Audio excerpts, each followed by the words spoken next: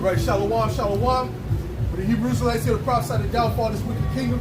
We speak about the upliftment of Yahweh Shai, which is the only begotten Son of the Heavenly Father Yahweh, coming back and delivering the nation of Israel out of its last captivity. So first and foremost, want to give all praises, glory, and honor to Yahweh, Ba'ashem, Yahweh Shai, Ba'ashem, HaKodash. It belongs to the apostles and elders of the great millstone. Salutations, much love and respect to you. Happy about pushing this word out in truth and sincerity. All right? So, yeah, man. Coming to the end of this thing, man. You know, as we say every week, you know, things are ramping up. Things are ramping up, spirits are ramping up. So it's not the time to be in no lackadaisical spirit, you know, and basically not being circumspect. Okay? Remember the scripture that says, watch as well as pray. That's right. Okay? The scripture that speaks about being circumspect. All right? We're coming to that time now, man. Brothers got to be on point. Brothers got to be focused, man. You know? What? In the fear of Yahweh Shem Yahweh Shai, man. You know what I'm saying? This is 2 Peter 3 and verse 11. It says, seeing then that all these things shall be dissolved. Oh, hold on, that's not what I asked for. Go ahead. Ephesians 5 and 14. Wherefore he said, awake thou that sleepeth, and arise from the dead, and Hamashiach shall give thee light. See then that ye walk circumspectly. Right. See then that you walk circumspectly when you look around. You know, you see what's going on around you, right? Okay, you see Satan amongst in these people. All right? You identify it, man. You move in a particular way because you know what's the devil's job, man, to ultimately to accuse you. Okay? Even Satan, he's trying to accuse you before the Most High. Like, see what he did? Right? Didn't he try to get Job to go off? So he can say, look, see, I told you he would go off. Right? So Satan is doing the same thing Esau's doing. Go ahead. See then that ye walk circumspectly, not as fools, but as wise, redeeming the time, because the days are evil. Yeah, the days are evil. So we gotta really know what time we're in. We're in a time where things are getting real evil, man. It's about to be a lot worse. You know, we're not even in Jacob's trouble yet, man. Okay, so brothers gotta be ready in the mind for that time, man. See what I'm saying? But wherefore be not unwise, but understand what the will of the Lord is, and be not drunk with wine, wherein is understand what His will is. Understand what He wants you to do. And you see, that's why you gotta think. You gotta put Yahweh Shem Yahweh Shai first. You gotta think about Him. That's why the scriptures speak about the wicked. The Lord is not in all their thoughts. They're not thinking about, before they do something, they're not thinking about what Yahweh Shem Yahweh Shai is. This in the spirit. And even there's a precept that says, think upon the Lord and He will guide your ways aright. So even bring to Yahweh Shem Yahweh Shai to put you on the right path, you're better off, right? You know? Yeah. But then it's beyond just praying, but you also got to think upon it. Meaning, when you're in the midst of doing something, you think, is this decision in the spirit? Yeah. You understand what I'm saying? Yeah. Right? You identify the spirit versus the flesh. Right. Go ahead. Just to finish, and be not drunk with wine, wherein is excess, but be filled with the Spirit. Right. This is 1 Peter 5 and 8. What? Be sober, be vigilant, because your adversary, the devil, as a roaring lion, walketh about seeking whom he may devour. Right. He says, as a roaring lion seeking whom he may devour, man. Because what? Who's the prey? The prey is man. All right? Man is the prey. You know what I'm saying? So ultimately, that's what it is. So if you know you're the prey, how do antelopes act? How do deer act? They're very fidgety. They're very alert. Any little thing, man. Right? A rabbit moving, you know, oh shoot, the wind moves the leaves up to their head is up, they're looking. What's that? That's why it's not so easy to catch them, because they already know their prey. If you don't know Satan was in the midst trying to come and get you, hey, you're already losing. You're already losing, man. Okay? So there's more than that? That's something else? Okay. No, well, you have it yet? Okay, go. This is Luke 12 and verse 37. Blessed are those servants whom the Lord, when He cometh, shall find watching. Verily I say unto you, that He shall gird Himself and make them to sit down to meat, and He will come forth and serve them. Yeah, watching is an active thing, man. Okay, go ahead. And if He shall come in the second watch, or come in the third watch, and find them so, blessed are those servants. And this know, that if the good man of the house had known what hour the thief would come, he would have watched and not have suffered his house to be broken through. Be ye therefore ready also, for the Son of Man cometh at an hour when ye think not. And what are we? We're ultimately watching the prophecies when it comes to that. Okay, as it pertains to that scripture, we're watching prophecies, right? So you watch the prophecies, but you also watch your surroundings, man, and what you're doing in your daily life. You know what I'm saying? You found what you're looking for? Yeah. Okay, bring it up. This is Ephesians chapter 6 and 11.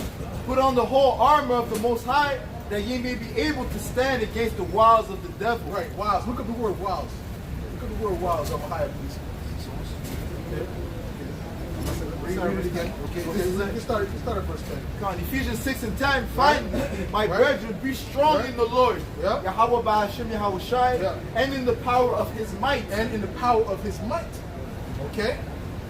What does that mean? That means we're trusting in the Lord. We're not trusting in physical strength or anything like that. We're trusting in Yahweh Shai. Go ahead. Verse 11, put on the whole armor of the Most High. And that's a spiritual armor, because this is a spiritual battle. This is a spiritual battle. You can't let these people throw you off your rockets, man. You can't let these people throw you off of your spiritual mindset, man. You gotta move in the spirit. When they're trying to argue with you, that's a demon on you, man. You let them do what they do, because they're gonna be destroyed. We don't gotta worry about that. Go ahead.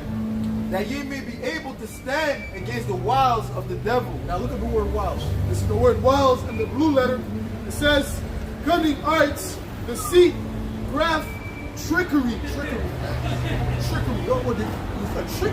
Listen, man. A trick is like it's supposed to be subtle. You know what I'm saying? You go this way, there's like something, there's a particular, maybe it's something luring you this way, right?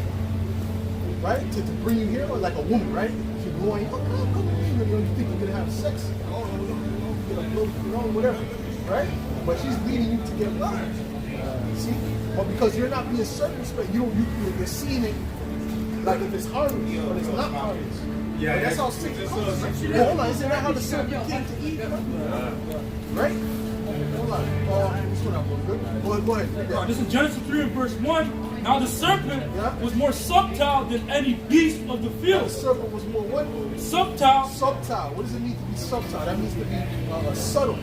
Okay? He wasn't overt. He showing them that he was against it. Okay? It sounded beneficial. That's why when she heard it, she said, that sounds good, It wasn't a damn fruit. It was philosophy. Right? It wasn't an actual serpent. It was a man that was described as a serpent. Listen, man, these people understand the scriptures, right? Okay? Go ahead. And that same serpent is that the people that descend from the serpent, go ahead, in the spirit are ruling the world. And they're using that same subtlety, right? They have the same spirit as Esau, which and he's described as a cunning hunter. Right. When you go back to that definition of what? Right. He said cunning. The word for subtle is cunning too. That's right, brother. It's right, because their whole spirit is a hunter. Their whole spirit, they're trying to hunt you ultimately. Right? Okay? Well, it's the same spirit as sin. Right. It's a tool of sin. Go ahead. It says, now the serpent was more subtle. And you gotta be cunning to be a hunter. They got the green ball, the green on by the corner, right? They even have these little whistles they make to draw on the animal. They spray themselves with certain pheromones. These devils are cunning, bro.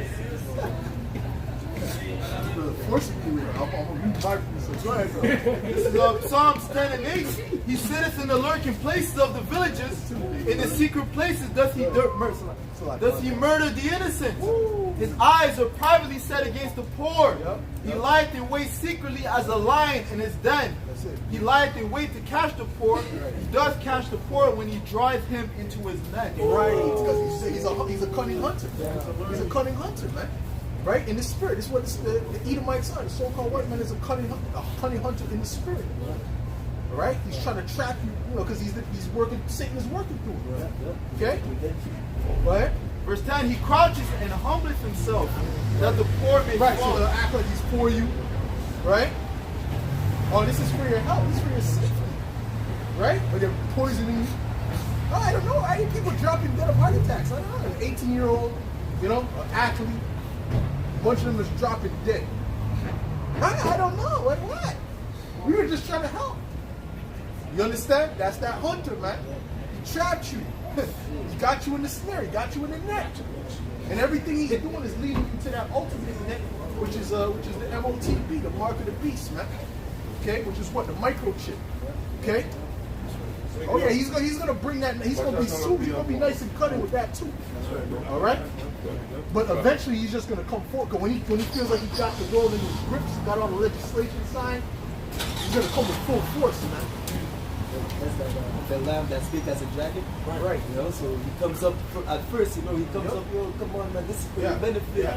You know, it's to help you. You know, and then later. Yo, if you don't take this, yo, I'm gonna kill you. And they're gonna play on the kids. What about the children? But you know that y'all the missing children. What about the missing children? And he's the one taking the children. What about the missing children? Right? And he's the one. And then these damn devils are the ones taking the children. Right? Doing all manner of sacrifice and sex trafficking. But then they go in the movies. It's some indigenous people in the woods somewhere. Brother, please, man. Okay? The main people that's robbing the children are these elites, man. People that run the society. Those are the main ones robbing the children. So-called and then white people, so-called white people. That's the face of child trafficking. What are you talking about, man? What are you talking? That's the face of child trafficking. That's right. We're not no Latino that's trying to make. Really, they're just trying to make. Really, it's obviously wicked. They need to be put to death. But it's basically they're poor. They're in a state of poverty. So they're doing that like they're trying to sell it on to make money. But they're doing it for pleasure. Okay, so Esau's gonna be exposed, boy. What you gotta say, brother? What you gotta say, brother? Okay, go ahead. Verse 10, he crouches and humbles himself that the poor may fall by his strong ones. Ooh, so that's why you can't trust this devil. I don't care how he comes. You can't trust him. Go ahead. Go ahead. This is Ecclesiasticus chapter. No, hold on. There's more than that? Yeah. Verse 11, he has said in his heart, the Most High has forgotten. He hides his face, you will never see it. Right, because he's not thinking about the judgment that's going to come with that. Okay, there's a judgment to come with that. Go ahead. Ecclesiasticus chapter 12 and verse 10. Yep. Never trust thine enemy, right. For like as iron rusteth, so is his wickedness. Right. Though he humble himself and go crouching, yet take good heed and beware of him. Right. And thou shalt be unto him as if thou hast wiped a looking glass. Right. And thou shalt know that his rust had not been altogether wiped away. Right, you're going to find out he's the same devil. Right, he just covered over the rust. Okay? He just covered over the rust, that's it, but it's the same devil. Go ahead. Verse 12, set him not by thee, lest when he hath overthrown thee, he stand up in thy place, neither let him sit at thy right hand, right. Lest he seek to take thy seat. Right. And thou at the last remember my words, and be pricked therewith. Yep. Who will pity a charmer that is bitten with a serpent? Right, so that's really, if I were to do something like a business with a partner, I wouldn't get an Edomite. You understand what I'm saying? Esau wouldn't be, I'll get a heathen, I'd rather get a heathen, another heathen.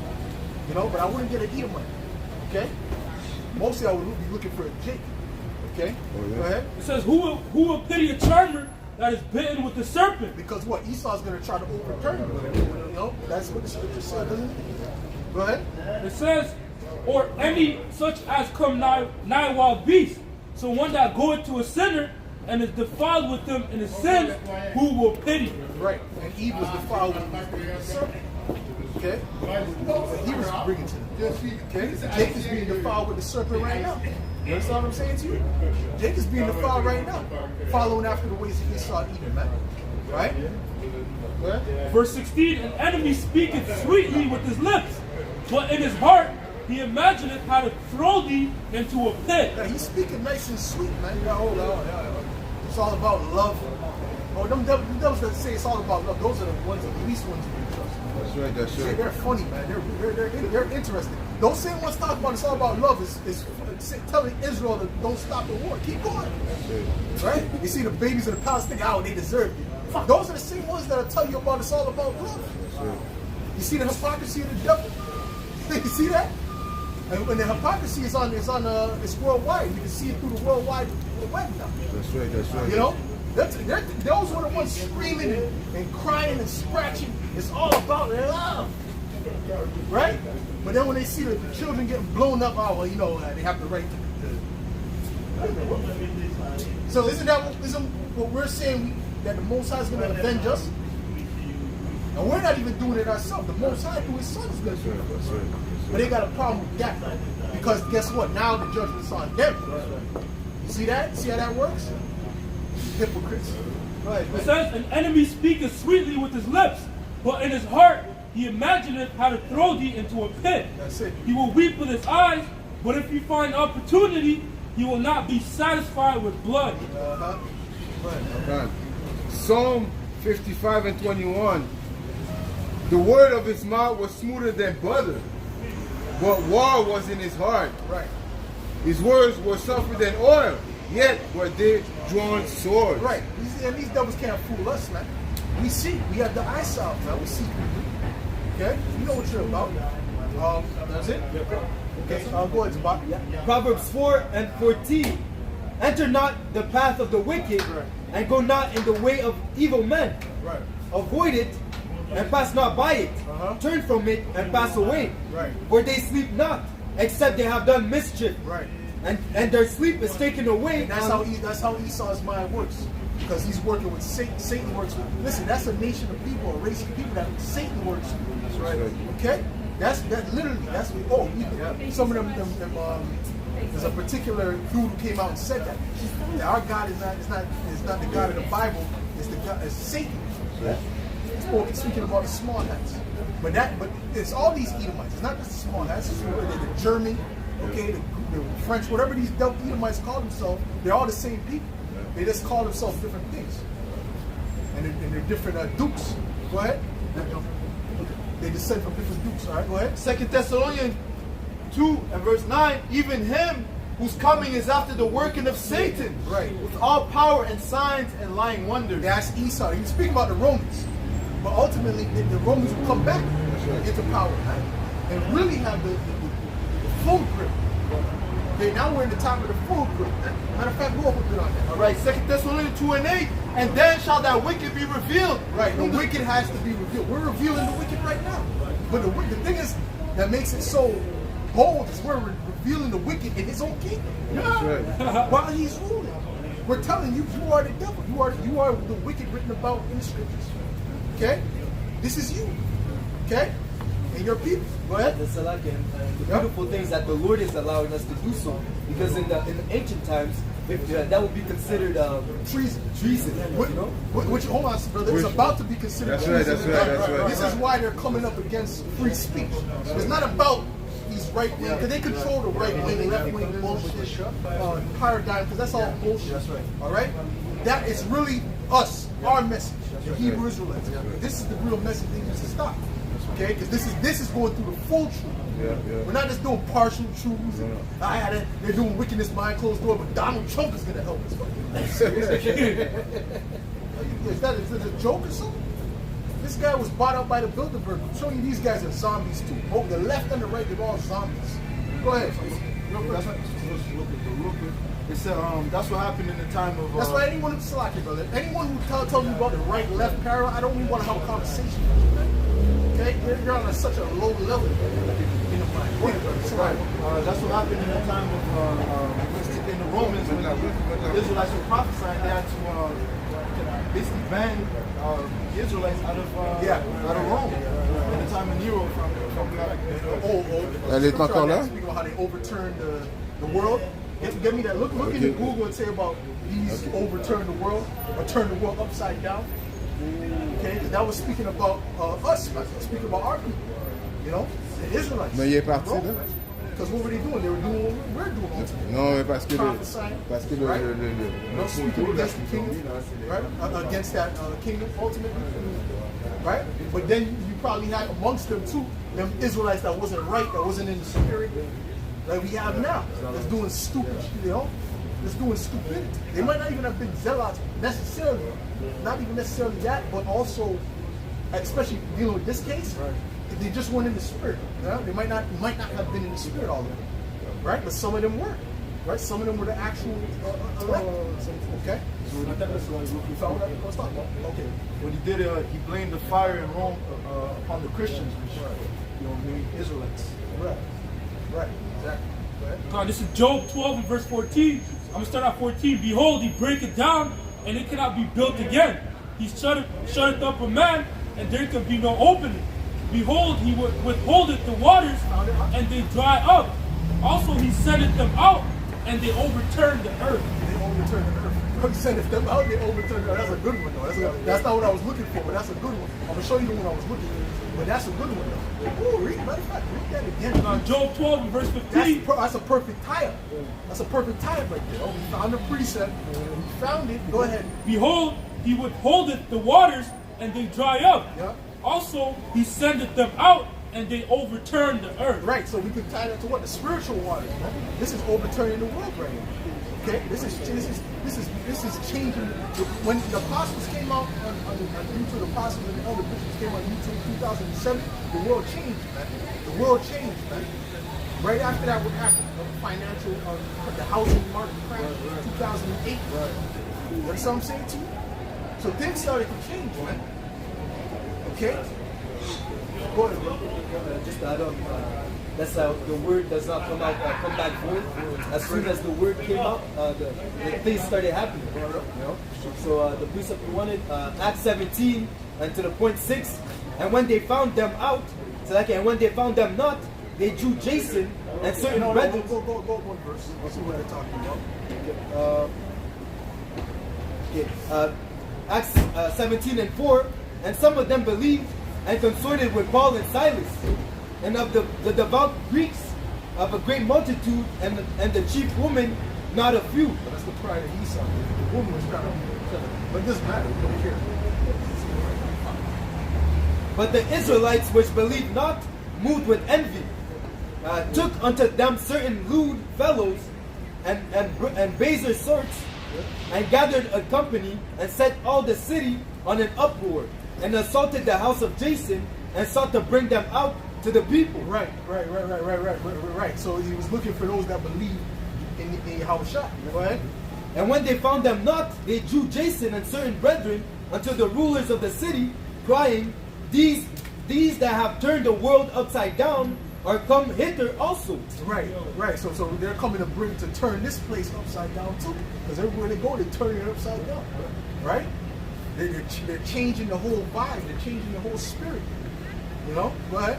When Jason had received, and these all do contrary to the decrees of Caesar, saying that there is another king, one Yahushua. That's it. So they were trying to accuse them.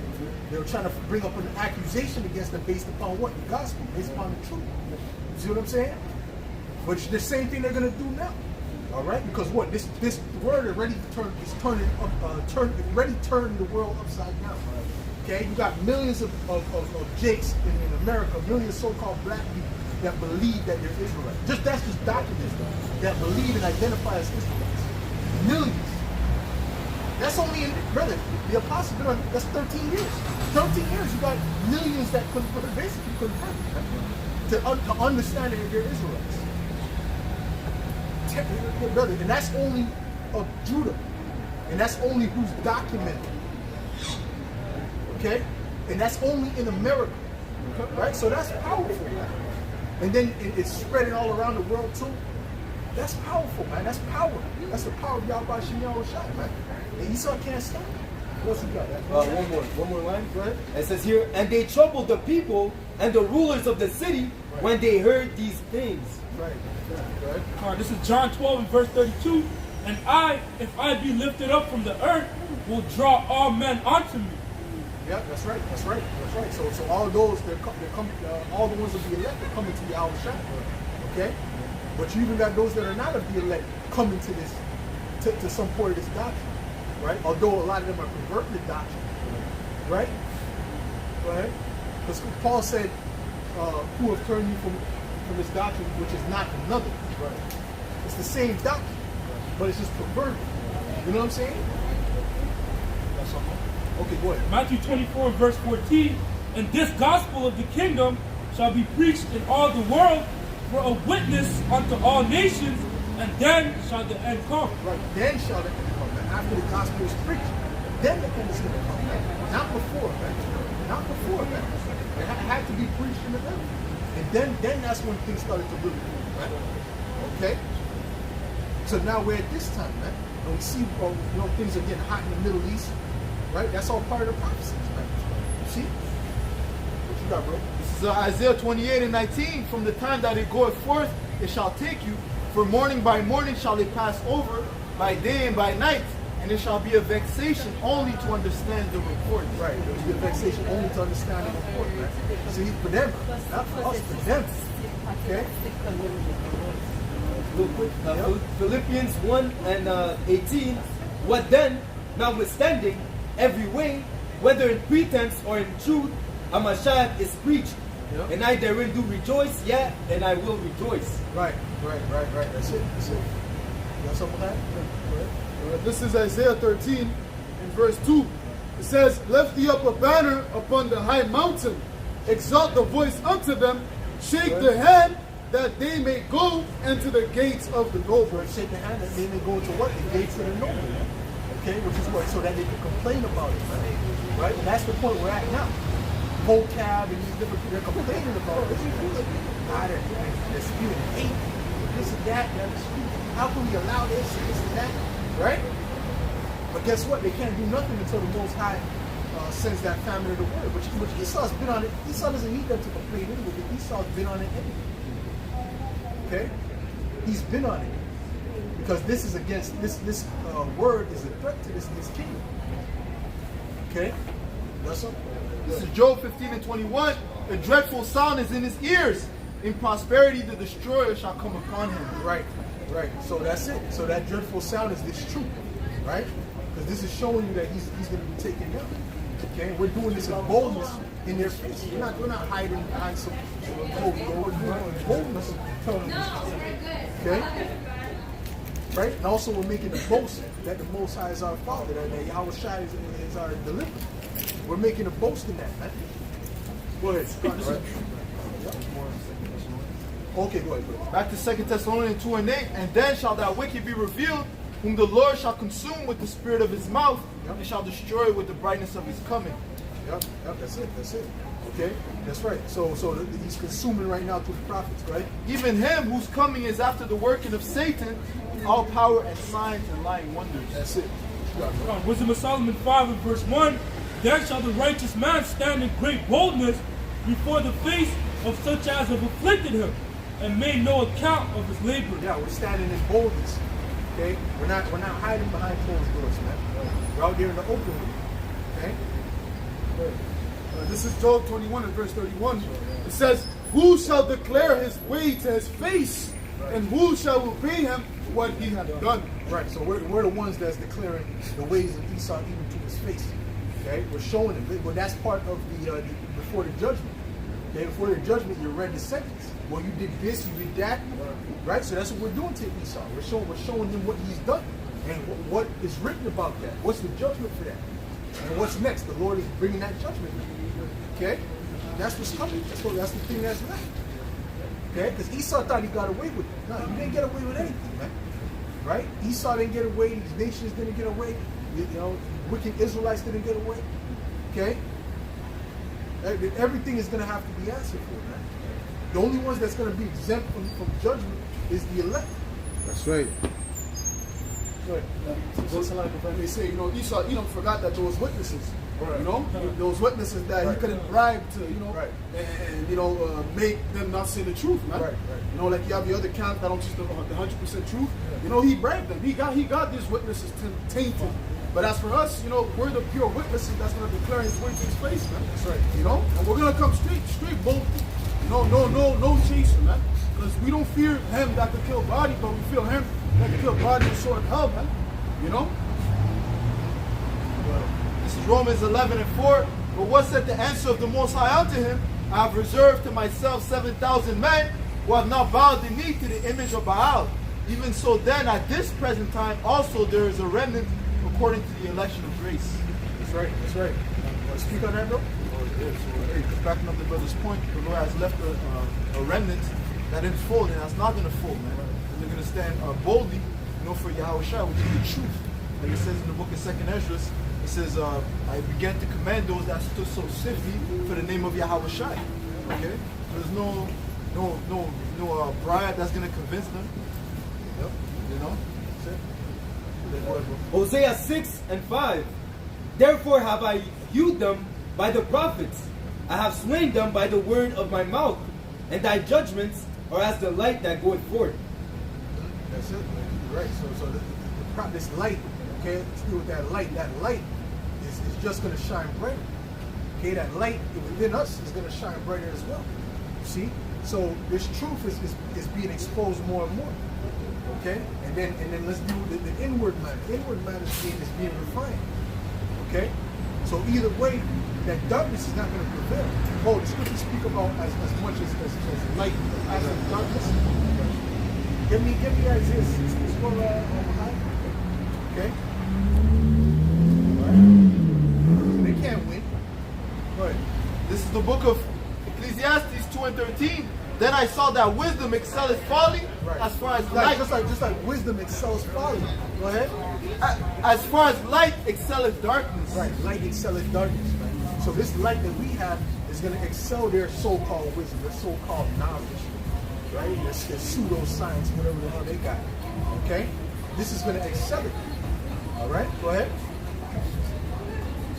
Listen to that. Okay. Well, go ahead. Read that one. This is Isaiah 60 and verse 1. It says, Arise, shine, for thy light is come, Right. and the glory of the Lord is risen upon thee. For behold, the darkness shall cover the earth, and gross darkness the people. Right. But the Lord shall arise upon thee, and his glory shall be seen upon thee. Right. Right. The glory of the Lord is going to be seen upon us. It's being seen upon us now, because we're breaking down the scriptures. We're breaking it down, right, the right way, showing you what it really means. Okay. So this is that light. Right, this understanding and wisdom and the things that we speak, that's scriptural. You know, that comes from the heavens, man. You understand what I'm saying? They don't got this. They don't understand this. They saw the light. They comprehended it. Go ahead. Keep going on that. Verse 3, it says, And the Gentiles shall come to thy light, Right. and kings to the brightness of thy rising. Keep going. It says, verse 4, Lift up thine eyes round about and see. All they gather themselves together, they come to thee. Thy sons shall come from far, and thy daughters shall be nursed at thy side. Right, so that's when we're in the kingdom, we're going to have that light as well. That light is going to be shining on a whole other level. So they're going to come to the kingdom to receive some of that light. Right? You know, so they can get some enlightened. Okay? So you get the word enlightened from it. So you can learn the truth, illuminate. Right? They're going to have to come to us to get illuminated. Right? They go to Esau, they don't get illuminated, they really get darkened. Right? Okay, they got to go through the dark side to get certain accolades in this place, right? You know, to get by in this kingdom, right? You know? Sit up, man. It's all good, man. What you got? Baruch 4:1. This is the book of the commandments of the Most High, and the law that endured forever. And all they that keep it shall come to life, but such as leave it shall die. Turn thee, O Jacob, and take hold of it. Walk in the presence of the light Jacob is the thereof. only one who can take hold of it. Right? Our people are the only ones who can take hold of it. Right? That's why when we put this message out, we're pushing it out to our people, putting it out to the Israelites. We're not pushing it out to every nation. They can't comprehend the light. Right? Even most Jakes can't, most of our people can't comprehend it. You understand what I'm saying? So it's only for a select few. Okay? Go ahead. Walk in the presence of the light thereof, that thou mayest be illuminated. Right. Right. Walk in the presence of it so you may be illuminated. Right? Okay? That's why the scriptures speak about be around certain kind of men. You know what I'm saying? We're at the doorsteps of the perfect man, whatever the case may be. So a light that's brighter than you, that someone who has more light than you can feed off of that. You know what I'm saying? It even says, wisdom maketh the face shine. I got that. Through that knowledge. That's right. That's right. Go ahead. All right, this is the book of St. Matthew, chapter 5, and verse 14. Ye are the light of the world. A city that is set on a hill cannot be hid. Right. Neither do men light a candle and put it under a bushel. Right. We're the light of the world. That's what I told him to give. That's okay. Or you're the light of the world. You know what I'm saying? You're the light of the world, man. So when they see us, they see that light in that darkness, man. They don't have any. There's no truth out here, man. Truth failing. You know what I'm saying? Truth faileth out here, man. Okay, we're coming with the full doctrine, the full truth, man. That's why when he seen us, he was all like, oh, yo, you guys, you guys do this? Are you human beings? Right? You know what I'm saying? Because what? Because they can't. This is like a glitch in the matrix. Like, what is this? You know, what are they? Like, it's the words. You know, it's just going over his head, but he knows it's up above him. He knows it's too high for him. He knows it's too high. He's like, yo, why am I going for part of this? You know, I'll get plugged out. It says, verse 15, neither do men light a candle and put it under a bushel, but on the candlestick, and giveth it light, and it giveth light unto all that are in the house. That's it. So this is what we represent, that light. Okay, go ahead. Let your light so shine before men that they may see your good works and glorify your Father which is in heaven. Right, so that's why we're supposed to be teaching this truth out in the open, right? We're not supposed to be hiding it under a napkin. We're supposed to see it. We're supposed to see the word. We're supposed to see and hear the truth, right? Okay? There we go. So this is Mark chapter 4 and verse 21. And he said unto them, is a candle brought to be put under a bushel or under a bed, and not to be set on the candlestick? Right. So a candle is not supposed to be set. It's supposed to be seen. That's all you got? No, go ahead. This is John chapter 1 and verse 4. In him was life, and the life was the light of men. And the light shineth in darkness, and the darkness comprehended it not. Right. They didn't comprehend it. Okay? Why? Because they're blocked. The Most High blocked them from the light. Okay? The Heavenly Father blocked them from the light. Oh, just like how he covered the Egyptians in darkness, right? But guess what? The Israelites had a light, right? And that was a miracle right there. Well, guess what? It's a miracle they can't see this truth, man. It's a miracle that they can't understand this truth, man. Because to me, it's clear as day, man. All right? First time I heard it, I was like, wow, yo, that's it. Right? But to them, they don't get it. They don't understand it, man. You know, like that simple-minded dude, what's his name, Will Willis or whatever his name is? Oh, yo, what's your guys' usefulness? You know, you ain't making no money. Oh, yeah. See, because Jake is on a very low level, man. Jake is on a very, very low level, man. And it's funny because that money, he's going to be eating that money. Living out. He's not going to go buy it, but he's going to actually eat it because they're going to be so hungry, man. Right? So we're going to see what that money does for them, man, in that time. Go ahead. This is Isaiah 6 and verse 9. And he said, go and tell this people, hear ye indeed, but understand. Listen, that money's for now. Listen, we know there's a time when that money's going to be useless. I know there's going to be a time this money's going to be useless. That money's for now. To pay rent and you know, it's for now. Pay bills. Okay? Pay bills and stuff like that. Put gas in. Right? But there's a time where it's not, I know this is not going to be, it's going to be useless. Right. You know what I'm saying? So I don't have it in no account. Hold it in there for 15 years. You know what I'm saying? So it can accumulate interest. That's right. Nah, man. All right? Because why? Because I know this place is on its way out, man. What you gotta say, brother? Yeah, the Isa Edom is moving to a technocracy. Technocracy, tawara. So he's gonna do away with the paper. You know, it's not gonna benefit you. You know, in the times to come, just as the brother was saying. And then you're gonna need to take that MOTB to be able to buy or sell. All that money, you're gonna use it as for fuel for fire, man. You know, it's not gonna be useful. It's gonna be so funny to see these people that were all so prideful because of their money, you know, and the new job they had or businesses they had. Judgment. What happened? The ticket guy? Yo, the ticket guy don't stop, bro. Oh, he's back out here again? Yeah. I thought he left. Okay, so we gotta anyways, man. Let me go So something. you know we gotta start putting change in that shit, man. Yeah. Let's start putting change in that shit. Go ahead.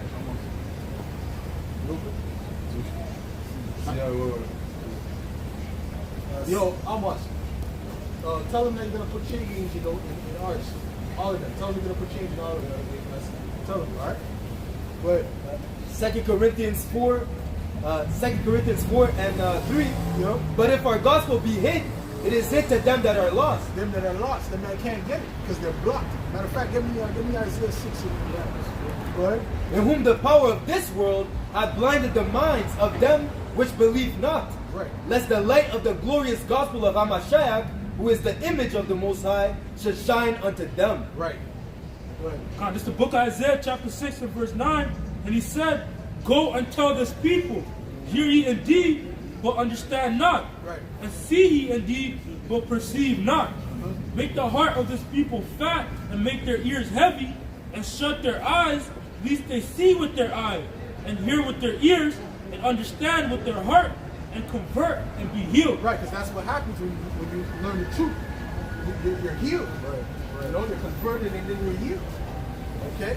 But guess what? If it's the case that they don't so what happened? It wasn't him. Okay. Okay, so if it's the case where read it again. It says, If it's the case where they don't get it, that's the Most High who blocked them. Right? Yeah. You see what I'm saying? But guess what? If they got it, then that means the Heavenly Father opened their mind to receive it. Go ahead. make the heart of this people fat, and make their ears heavy, and shut their eyes, lest they see with their eyes, and hear with their ears, and understand with their heart, and convert and be healed. Right. Then said I, Lord, how long?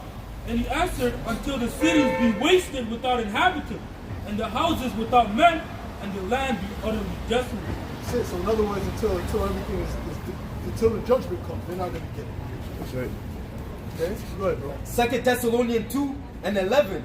And for this cause, Yahweh Ba'ashem Yahweh Shai shall send them strong delusions, that they should believe a lie, that they all might be damned who believe not the truth, but had pleasure in unrighteousness. Right. He's sending them delusions, man. Okay? He's making them believe that the Heavenly Father is dealing with them. Okay? So that's a delusion right there. You understand what I'm saying? That's actually a delusion. Go ahead. 1 Corinthians 2 and 14. But the natural man receiveth not the things of the Spirit of the Most High, for they are foolishness unto him. Neither can they know them, because they are spiritually discerned. Right, so you can't, that's why you can't, not to be carnal. That's another reason not to be carnal. That's another reason to tap into doing things that are spiritual, to move in spiritually, man. And I see the demons trying to aggravate me more recently, man. That's what I see, man. Okay? That's what I see. That's what's happening with me. All right? But guess what? That means what? I got to be even more spiritual. I got to keep more under my body, man. You know, because they're trying to get you, to lose temper, to slap one of you, But guess what? That's why you got to keep more self-control. All right? You got to work even harder for that, man. But guess what? Y'all watching y'all trying to respect them for that, man. Okay, sorry. You have something? You have something else like it, man? What? This is Revelation 3 and verse 7. It says, and to the angel of the church in Philadelphia write, these things saith he that is holy, he that is true, he that hath the key of David, he that openeth and no man shutteth. By the way, Philadelphia and shutteth. Is brotherly love. Okay, go ahead. It says, he that openeth and no man shutteth, and shutteth and no man openeth. That's it. All right. So at the end of the day, you know what I'm saying? If the Heavenly Father opens your mind, right? No one can close it. But if he closes it, no one can open it. Doesn't matter how much precept you read. Your mind will never be open. Mark 4 and 11. And he said unto them, unto you is given to know the mysteries of the kingdom of Yahweh Shem Yahushai. But unto them that are without, all these things are done in parables. Right. So that's why Yahushua was such on a high level that he just spoke to ones that were not meant to get it in parables because he knew they weren't going to get it anyways. Why do I got to speak to the spiritual? You know what I'm saying? He broke it down to who needed it was for. John 6 and 44. No man can come to me except the Father which has sent me draw him, If I get Matthew 13, and I will raise him up at the last day. Matthew 13, go ahead, bro. John 6 and 44. No man can come to me except the Father which hath sent me draw him, Right. and I will raise him up at the last day. Yeah. You're right. So raise him up at the last day. Okay? But that he had to be sent. Yeah. He had to be chosen from the beginning because we didn't choose Yahushua. We're talking about choosing Jesus. Accept Give Jesus a try. all this nonsense that Christians be talking about, man. Right? You can't give Yahweh Shai a try. Yahweh Shai has to give you a try. Yeah, that's it. All right? And he already knows who is this. Right? So matter of fact, what's that? Is that Luke 15 or John 15? You got it ready? Okay, So so John 15 and verse 16, ye have not chosen me, but I have chosen you, Right. and ordained you that ye should go and bring forth fruit, and that your fruit should remain, that whatsoever ye shall ask of the Father in my name, he may give it you. right. Some of the prophets, when they heard that he chose them, was like me, they're like me, they're simple-minded me, their eyes cross-eyed, because they're like, you know what I'm saying? I'm, who am I? You know what I'm saying? Right? And even Jeremiah's like, oh, I'm but a child. But guess what? This thing was predestinated, right? And Yahweh Shai knows, and he's not just, listen, you don't understand, it's more intricate than, he just does everything right. It's more intricate, man. The way the Most High chooses things is intricate, man. You got some brothers, no, it's not a shot at brothers, but brothers, when they're young in the spirit, brother might call you and they only call you 3 times. Oh, please understand and hang up the phone. But the Most High is more deep than that. Yeah. It might not be 3, it might be, you know what I'm saying? So it's different. You know what I'm saying? The Most High doesn't just move like that. Like when we first come into the truth, we think it's all in the box. Yeah. It's all in the box. Yeah. That's 144. It means do it. No, it doesn't necessarily mean do it. It's not necessarily mean do it. It doesn't not at all. Matter of fact, most of the time it doesn't. Okay? So, you know what I'm saying? So the Most High is more, the way he moves is more intricate than that. Right? Okay? A couple of examples. Elijah, I think it was, I might have to get back to that. Okay, it's all good. When it comes back to speak. But when you read, who was reading? He was reading. Okay, you were reading. When it comes back to the city. This is Matthew 13 and verse 13. Therefore speak I to them in parables, because they see not, and they hear not, neither do they understand. Right. Okay, but you were reading 15 and 16. Oh yes, okay. This is John 15 and 16.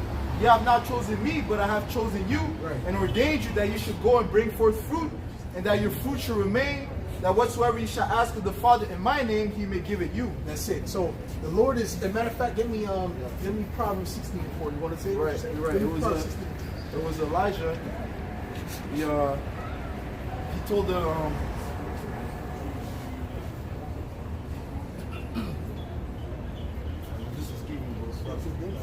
maybe you should get the scripture, right?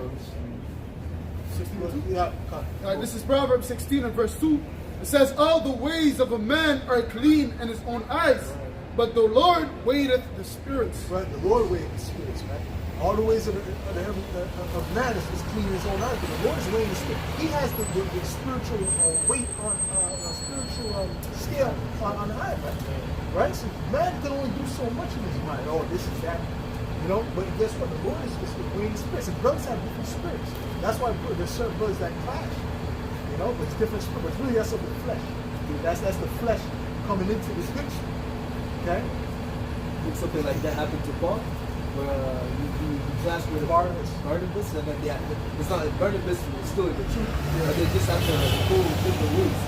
Disagreement. Yeah, disagreement. It happens. It happens. Psalms 32 and verse 2, blessed is the man unto whom the Lord imputeth not iniquity, and in whose spirit there is no God. In whose spirit is no God, right? That's intricate, man. You see, because we all have follies. The scriptures speak about the creature being subject to vanity. So we all have follies within us, but guess what? The Lord is looking at a man's spirit, the inward man. He doesn't judge him. He doesn't see as man sees. Right? Go ahead, Amos. Isaiah 55 and 8. For my thoughts are not your thoughts. Right. Neither are your ways my ways, said the Lord. For as the heaven are higher than the earth, so are my ways higher than yours. That's it. And my thought than your thought. Right. You might look at a brother, he might have came out in the military. So it's all in order, everything's in order. It's a brother, in the truth. But why is he not the head of the camp? He was in the military, he knows everything is in order, he knows how to structure everything, right? But there's a man that the Most High puts in the camp, they don't know nothing about order. They grew up knowing nothing about order. See what I'm saying? But there's something within him that the Yahweh Shem Shai sees that says, you know what? He's the one who's fit to be in that position. Yeah. See, it's deeper than how man could try to judge it, you know? Because that's a carnal mind state. Yeah. Really, that's carnal to think like, oh, because he has a military background, his brother knows this and that. No. Well, Moses didn't know that. And guess what? The Lord sent him just for that. Exactly. Right? Yeah. You see what I'm saying? Oh, Moses said, give me what Moses said, please. Give me what Moses said, how I'm not eloquent. Yeah. Okay? Yeah, it's not about eloquent. It's not about eloquent. You want to say something? No, but I'm just saying that I follow your thought. It's not about eloquency or it's about what Yahweh Shem Yahshua sees in you. Right? I mean, like the way He made you. Like, That's right. The Lord said you remove the eloquent orders. Yep. That's right. Oh, I got it right. Right, go ahead. This is Exodus 4 and verse 10. And Moses said unto the Lord, O my Lord, I am not eloquent, neither heretofore, nor since thou hast spoken unto thy servant, but I am slow of speech and of slow tongue. Right, because and he was dealing with the Hebrew because he was coming out from amongst the Egyptians, right? So the Hebrew his Hebrew was probably like your English in a sense. You understand what I'm saying? Yeah. Well, your English is good, but I mean, he knew how to speak Hebrew, but he wasn't so eloquent with it. You understand what I'm saying? Go ahead. It says, and the Lord said unto him, who hath made man's mouth? Or who maketh the dumb or deaf, or the seeing or the blind? Have not I the Lord? Right, because the Lord, first of all, the Lord can see what you can become. You understand what I'm saying? Forget it, right? He can see the final product already. Right? So it's not even about what you are, it's about He knows what He has to bring you through to bring you to the final product. You know what I'm saying? He sees the product, he says, no, He's the one. I can see, you know, I can see when he gets to that level. And that other the other individual, he's perfect for that position. I can see how he's gonna keep everything stable. He has a pillar, you know, I can see, but that's what he needs to be as a pillar. That's it. And I feel like there was different experiences that brothers went through before the truth. There was That's also right. mold you Oh, to yeah. that specific Definitely. position that you are. Now you got a brother that went through certain experiences. You're gonna teach that brother how to deal with certain experiences that he's going through. Right. And there might be a brother, he might come in maybe at the end, right, to be like, you know, in the camp at the end, but the way his spirit is, he's able to deal with the newer brothers coming through. You know, and help them in their problems. You know what I'm saying? Like, so, you know, everything is basically perfectly calculated, right? I wanted to bring up when Samuel went to Jesse's This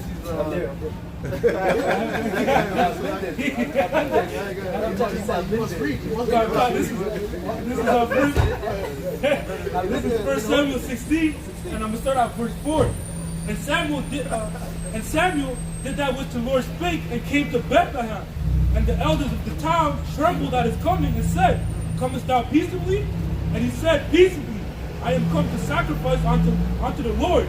Sanctify yourselves and come with me to sacrifice. And he sanctified Jesse and his sons, and called them to the sacrifice. And it came to pass, when they were come, that he looked on Eliab, and said, Surely the Lord's anointed is before him. But the Lord said unto Samuel, Look not on his countenance, nor on the height of his stature, because I have refused him.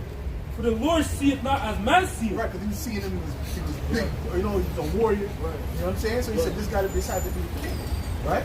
He said, For man looketh on the outward appearance, but the Lord looketh on the heart. Right. Then Jesse What's called, the heart? The mind. It's where your spirit lies, man. Go ahead. Then Jesse called Abinadab, and made him pass before Samuel. And he said, Neither hath the Lord chosen this. Right. Then Jesse... And it's funny because a lot of these Israelite groups, right, they're about the carnal aspect, right?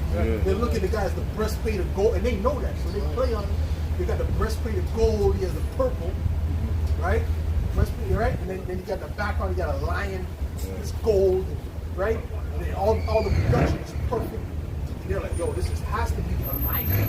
You know what I'm saying to you? This has to be, right? So it's because what? Because they're looking at the outward appearance. They're moved by the outward appearance. They're not spiritual beings. Exactly. You know? It's very interesting, man, how you look at these things, man. You be wondering certain things like, oh, how's this and that? No, the apostles. Yeah, the How is this? How is this? The apostles, they have that experience, of how to judge things the way the Most High wants it to be judged. Because it's a different thing. There's a thing of you want to judge it how you want it, how you want it to be, but it's not about how you want it to be. That's right. Right? That's right. Sometimes you just gotta let the stones be as they are. Right. Go ahead. Verse 9. To a certain degree. Go ahead. Then Jesse made Shammah to pass by, and he said, neither had the Lord chosen this. Again, Jesse made 7 of his sons to pass before Samuel. And Samuel said unto Jesse, the Lord had not chosen these. Any comments, brother? It says, and Samuel said unto Jesse, are here all thy children? And he said, there remaineth yet the youngest, and behold, he keepeth the sheep. And Samuel said unto Jesse, send and fetch him, for we will not sit down till he come hither. Right. And he sent and brought him in. Now he was ruddy, and with all of a beautiful countenance, and goodly to look to. Right. And the Lord said, arise, anoint him. So he was young, he was like a pretty boy. That was the thing, that was King David. He was like a young pretty boy, you see what I'm saying? Go ahead. And the Lord said, arise, anoint him, for this is he. This is he. And guess what? He was a young priest, but guess what? That was the greatest warrior. You understand what I'm saying? Amongst all of them, he's the one who took down Goliath. Yeah. Me. He was pulling up like me. I think Goliath. Yeah. You know what I'm saying to you? Go ahead. Yeah, go ahead. You deal with Jake. They don't. Huh? So, wait, she's moved on. Go ahead, bro. Also, like, This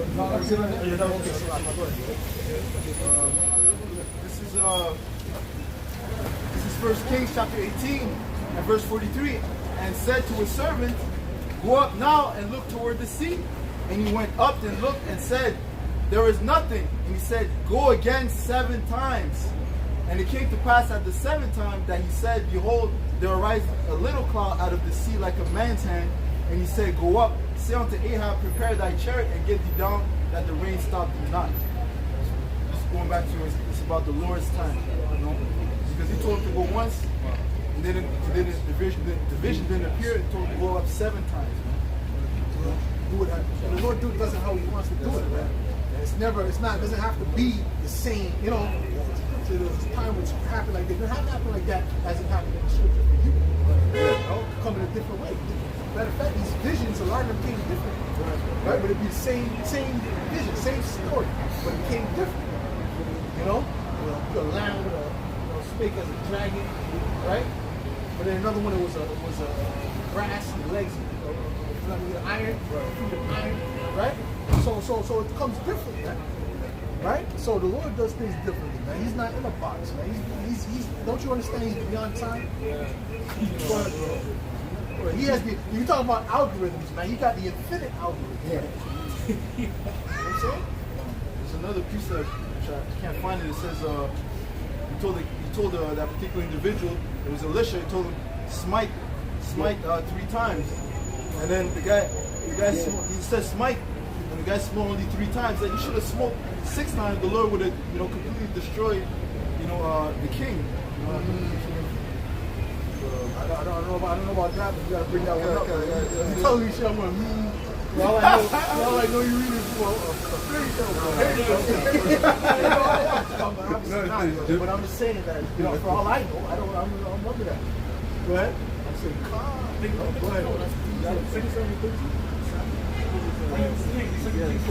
Precept. That's it right there? Okay. Read your precept. I'm looking for somebody to precept. Psalm 147 and 5. Psalm 147 and 5. Great is our Lord, and of great power is understanding is infinite. His understanding is infinite. Not only his understanding, his creativity is infinite. How he can come with it, man. You know what I'm saying? You don't have to come the same way that you think. Exactly. It doesn't come like that, It's usually come like that, like, I don't know, like the Lord will give me a dream, like when I'm unclean or something. I'm like, why would you give me unclean? It don't matter. Right. They don't just what does that have to do with anything, man? Yes, yes. You know what I'm saying to you? You think, nah, this gotta be Satan has lips. You know, I'll be thinking, yo, like, nah, I gotta be no, but it's not. You know what I'm saying? Just like in the vision of Peter. Yeah. Right, right. That was a weird vision to have. That was like a counter. You know, it seemed like it was against the principles of the Most High. That's right. But it meant something, and it was valid. Right. You know, right? And he did it for a reason, man. You know, it was beyond just for that time, because now it's written about, and you got so much Christians getting tripped up on that one scripture. Yeah. And he made it that way on purpose. So rock it, man. Go ahead, go. He said that you have No. I know he has that piece, but I want to get some other pieces before you want to go ahead. I got the Jeremiah. This is Jeremiah 1 and verse 4. It says, Then the word of the Lord came unto me, saying, Before I formed thee in the belly, I knew thee. And before thou camest forth out of the womb, I sanctified thee, and I ordained thee a prophet unto the nations. No, but go where he said, oh, yes, come on, that's like my fault. But ultimately, that's it, right? He said what? That he was chosen from the womb, before the womb. Right? So it's not a light thing to be of the elect. It's not a light thing to be chosen to be of that number, man. That means your spirit was crafted for rulership. That's right. Your spirit was crafted. We gotta do less with that title. Your spirit was crafted for rulership. I'm gonna copyright that. You know a lesson of a flag this video in the spirit. You know what I'm saying? But so your lesson will be crafted. Your spirits were crafted for rulership.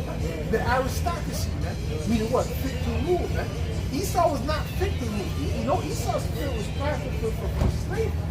That's what Esau's spirit was crafted for, man. But they're in a rulership position right now. Yeah. Like Moab, there's one Moab like dude I used to work with, and I found out this guy has all kind of money. He doesn't have to be a waiter, but he just couldn't sit in the house. He has to serve. You think if I don't have bread, I'm just working as a waiter doesn't like? Come on, brother, that's ridiculous, brother. You know what I'm saying?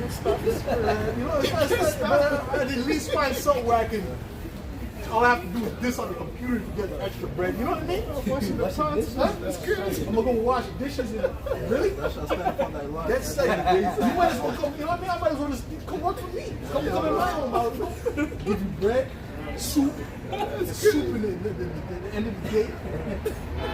Couple lashes here and there. Go ahead, man. Verse 6. Verse 6 it says, Go ahead. Verse 6 it says, Then said I, Lord Yahweh Bashim Yahushai, behold, I cannot speak, for I am a child.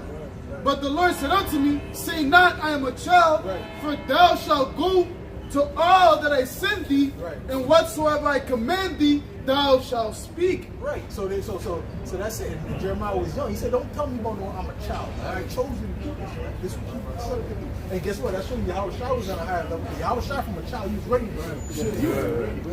He was ready, man. While he was ready. Okay. Matter of fact, he's probably waiting, looking at the sun. Whatever the time is about to be 12 and the sun. You know? Right?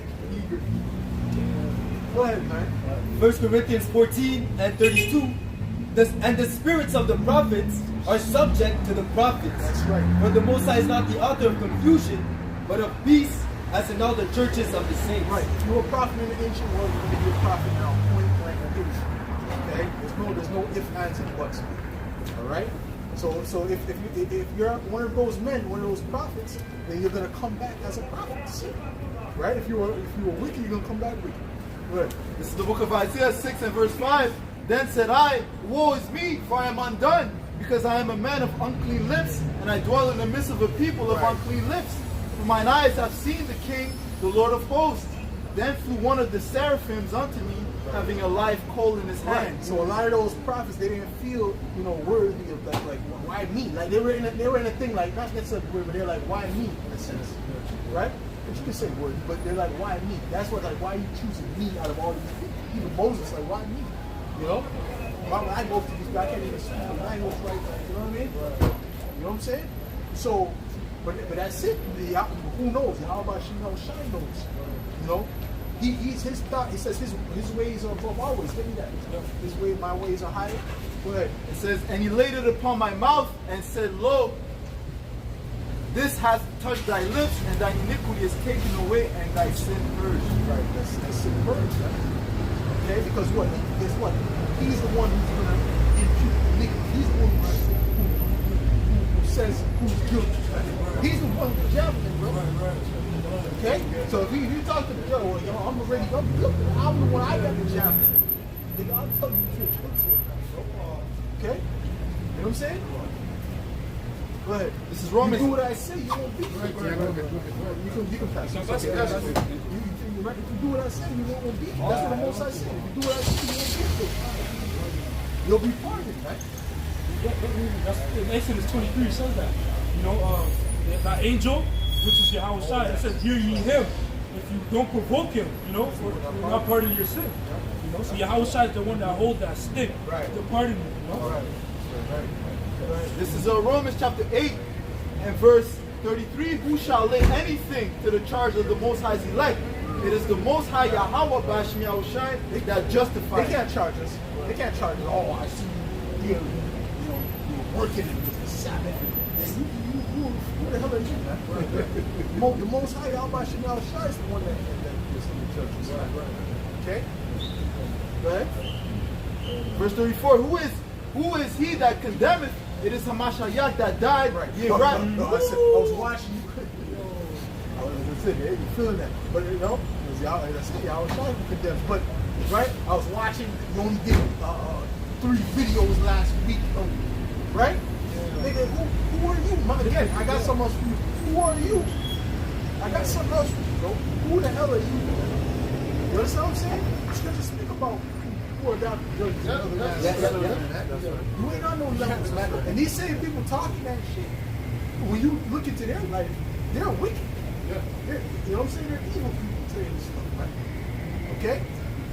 Right. Verse 34. Who is he that condemneth? It is Hamashiach that died. Ye rather that is risen again, who is even at the right hand of Yahweh, who also maketh intercession for us. Right. I remember when I first came out, you know, you got people talking shit on the conference. You need to quote the precept when you read it. I'm on the other stuff. Because when you're by yourself, you're reading, you're putting it, you gotta speak. This, that, you gotta go grab the sign, you gotta do all these different things, and you're watching the conference. You know? Oh, so what do you think Yahweh Shai is gonna do to those type of things? Right? Same dudes probably, if they were going up back then, which there was nothing on their pages, right? But let's say if they were, they probably fell off. Okay, so the Most High is looking at the servant's spirit. He knows our spirits, man. That's the point. Go ahead, bro. Romans 14 and 3. Let not him that eateth despise him that eateth not. Right. And let not him which eateth not judge him that eateth. Right. For the Most High hath received him. Who art thou that judgest another man's servant? To his own master he standeth or falleth. Right, that goes into that nitpicking shit. Right? Because I did that lesson about that nitpicking. That nitpicking shit you brothers need to get out of that spirit. Whoever's in that spirit, you know? Whichever brothers. You know, because we got so many brothers around the world, it's like, you know, some brothers, well, there's a couple, actually there was a few brothers on that said, oh, the waterfront. You know, because they need to hear that, including themselves, because that I know that's a spirit that's out there. You know, even, you know, I have to rebuke myself. I always rebuke myself whenever that type of spirit comes on me, like a whole with this and that. I rebuke that because you don't want Yahweh Shai to nitpick you from what. You see what I'm saying? I want to be kind of lenient. I want to show a lot of mercy. I don't want Yahweh Shai to show me a lot of mercy. That's it. You understand what I'm saying? Too? So it has to be the same thing towards the object. You know? Yeah. I went to the village. You know, this car's full of water bottles. Wicked. No, he's not correct, brother. I don't think he's right. He's not right. What matter a little 3 water bottles, you know? Speaking of myself, okay? But ultimately, you know, in general, man. You know what I mean? In general, just nitpicking brothers in general, man. Okay? You know, out of whatever, man. You know, you gotta there's a right, but there is a righteous judgment. There is things that need to be said through the Spirit, absolutely. You know, but there's times when you know that it's like it's not really that important. Okay, as it pertains to him, whether he's a man or a woman. Would you say that's effeminate, bitch? Yes, it is effeminate. I said that in the video. That is effeminate. Okay, because that's what it's nagging. That goes into the spirit of nagging. Yeah. Okay, it goes into the spirit of nagging. Every little thing is a problem. Okay. Some things you let roll off your back. Some things you might not like so much, but some things you just gotta ignore anyway. It's whatever. It's not about me. It's not about you and your personal feeling. That's right. You know, because even the elder bishop, I had done with a video on basically, you know, he was coming from a different lifestyle. You know, in other words, he grew up different than the other bishops. Okay, and how, you know, certain things that they would do or say in a certain rough way was not, he wasn't used to that. You know, but he might grow up in Haiti or whatever the case may be, he's a Levite, but whatever the case may be, he grew up different. You know, and it kind of might have rubbed him the wrong way the way he said, but then you have to grow out of that shit. Yeah. Because the apostles, the elders and the bishops, they're rough. You know what I'm saying? So sometimes you yourself gotta change from feeling that because it might be something you can ask to be like purge down from being effeminate. No, not speaking. No, but But Matthew 23 and 23. Brothers might get a problem with that. Y'all speaking to me, looking at me. I just like to look at our monster. You know, pause, go home.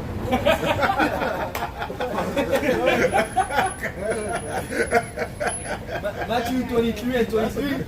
These are receptive. Go ahead. Woe unto you, scribes and Pharisees, hypocrites, for ye pay tithes of mint and anise and cumin, and cumin, Right. and have omitted the weightier matters of the law, Right. judgment, mercy, and faith. Hey, listen, if you don't know anything about the law, the witness, right, or curse to death, that's against our law. These are moral laws, right? This is laws on morality, on how to treat your fellow brother. But then the people of the world, they're treating the Bible like if it's wicked. No, because they're wicked. Yeah. They're evil. Because they don't want to be criminals, man. Go ahead, bro. These ye ought to have done, and not to leave the others undone. Right. Ye blind guides would strain at a gnat. Strain at a gnat. What's a gnat? A small little fly. A little fruit flies. Oh, okay. Not even the fruit flies. The ones you see that's in a group, that's always in a group in the summertime. Right? That's a gnat. So you're trying to string that gnat, right, to find something wrong. Go ahead. That strain at a gnat and swallow a camel. Oh yeah. Right? So yeah, and then you swallow a camel, that's an unclean animal. Right? You do all this evil. That's why I said those same people talking that shit. You go looking at them, they're wicked. Okay? You know? Certain individuals, brothers bringing out all kind of accounts on you. I mean, scripture speak about 2 witnesses. I mean, certain brothers got 100 witnesses against them. Right? What am I gonna discount that? Discredit all that? No. I believe the witnesses. Okay? But then they're gonna make a video talking about brother ain't on fire. Okay, well, what the hell? Right? But who are you? What are you doing? See, because a brother might not be that on fire at that particular time as another individual, but he might be a real brother. That's right. You understand what I'm saying? He might actually help a brother when he needs help. Yeah. Okay? But then I'm not making this about anyone particular. Like, I don't know, I ain't been around the individuals, but I'm the same, man. But a certain individual might be wicked as hell, man. Certain individuals might be wicked as hell, man. They come around and brother, they order chicken wings, they put half, and come back, all the chicken wings are eaten. So brother, you should have been on time. Right? Yo, bro. Right? It's like, Yo. should have been on time. I was looking for you, but Right. What they call it, space jam sauce all over the place. You know the sauces put demons on it. I might eat that with those space jam. These brothers were ordering space jam sauce. I don't know what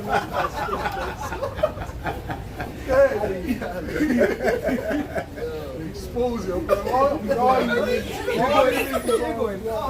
Go ahead, man. God, this is Matthew 7. And I'm going to start out verse 1. It says, judge not that ye be not judged. For with what judgment ye judge, ye shall be judged.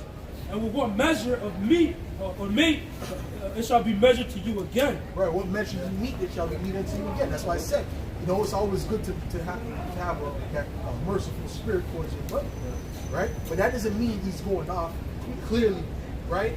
And, you know, you don't rebuke him. Rebuke, that's part of love too, right? But there's a thing of nitpicking shit that's not even worthy of rebuke. That is not worthy of rebuke, you know? You see what I'm saying? It's not worthy to even speak about, then, you know, let it roll off your back for the most part, right? Right? Verse 3, and why beholdest thou the mote that is in thy brother's eye, but considerest not the beam that is in thine own eye? That's right. Or how would thou say to thy brother, let me pull out the mote out of thine eye, and behold, a beam is in thine own eye? Right, because when you read the scriptures, you don't hear about Yahushua constantly cursing him out every second. Right? There's times Yahushua cursed him out for sure about a little faith and different things. You know, Peter says certain things and cursed him out. Right? But there was it's not just all the gospels every second. Oh, thus Yahushua rebuked the 12. You know? Thus he slapped the fish out of people, you know? And told him to get back in the house, you know, nothing's going off, you know, whatever, man. Yahushua was showing a lot of mercy, man. Even when they were picking the cord, Yahushua, give me that. When they were picking the cord, Yahushua didn't rebuke them. Yahushua didn't curse them. What the fuck you doing, nigga? Pulling over the spiritual power, he's over there. Yahushua looking for me. Like that guy, like the guy who kicks the food, when you know, he's always lurking there. He's biting some chicken wings, French fries, lurking, counting, right? Like James and everything they did, right? I was just there watching, you know, they were shooting on the boat.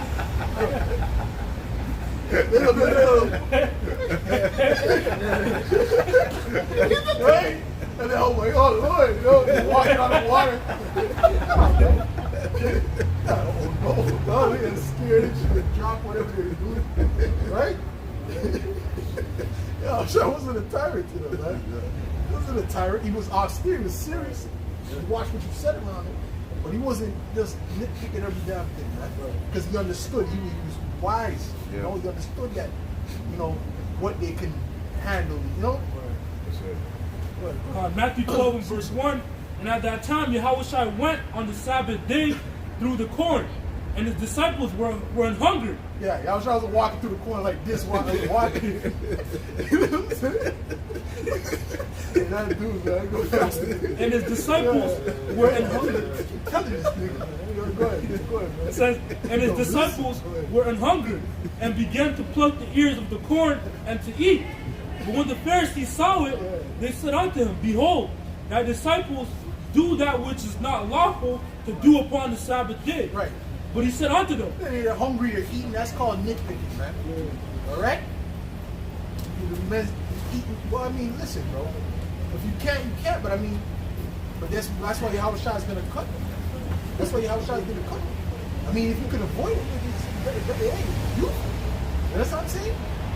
But food is needful for the body. You know what I'm saying? You try to be over righteous in the bed crying.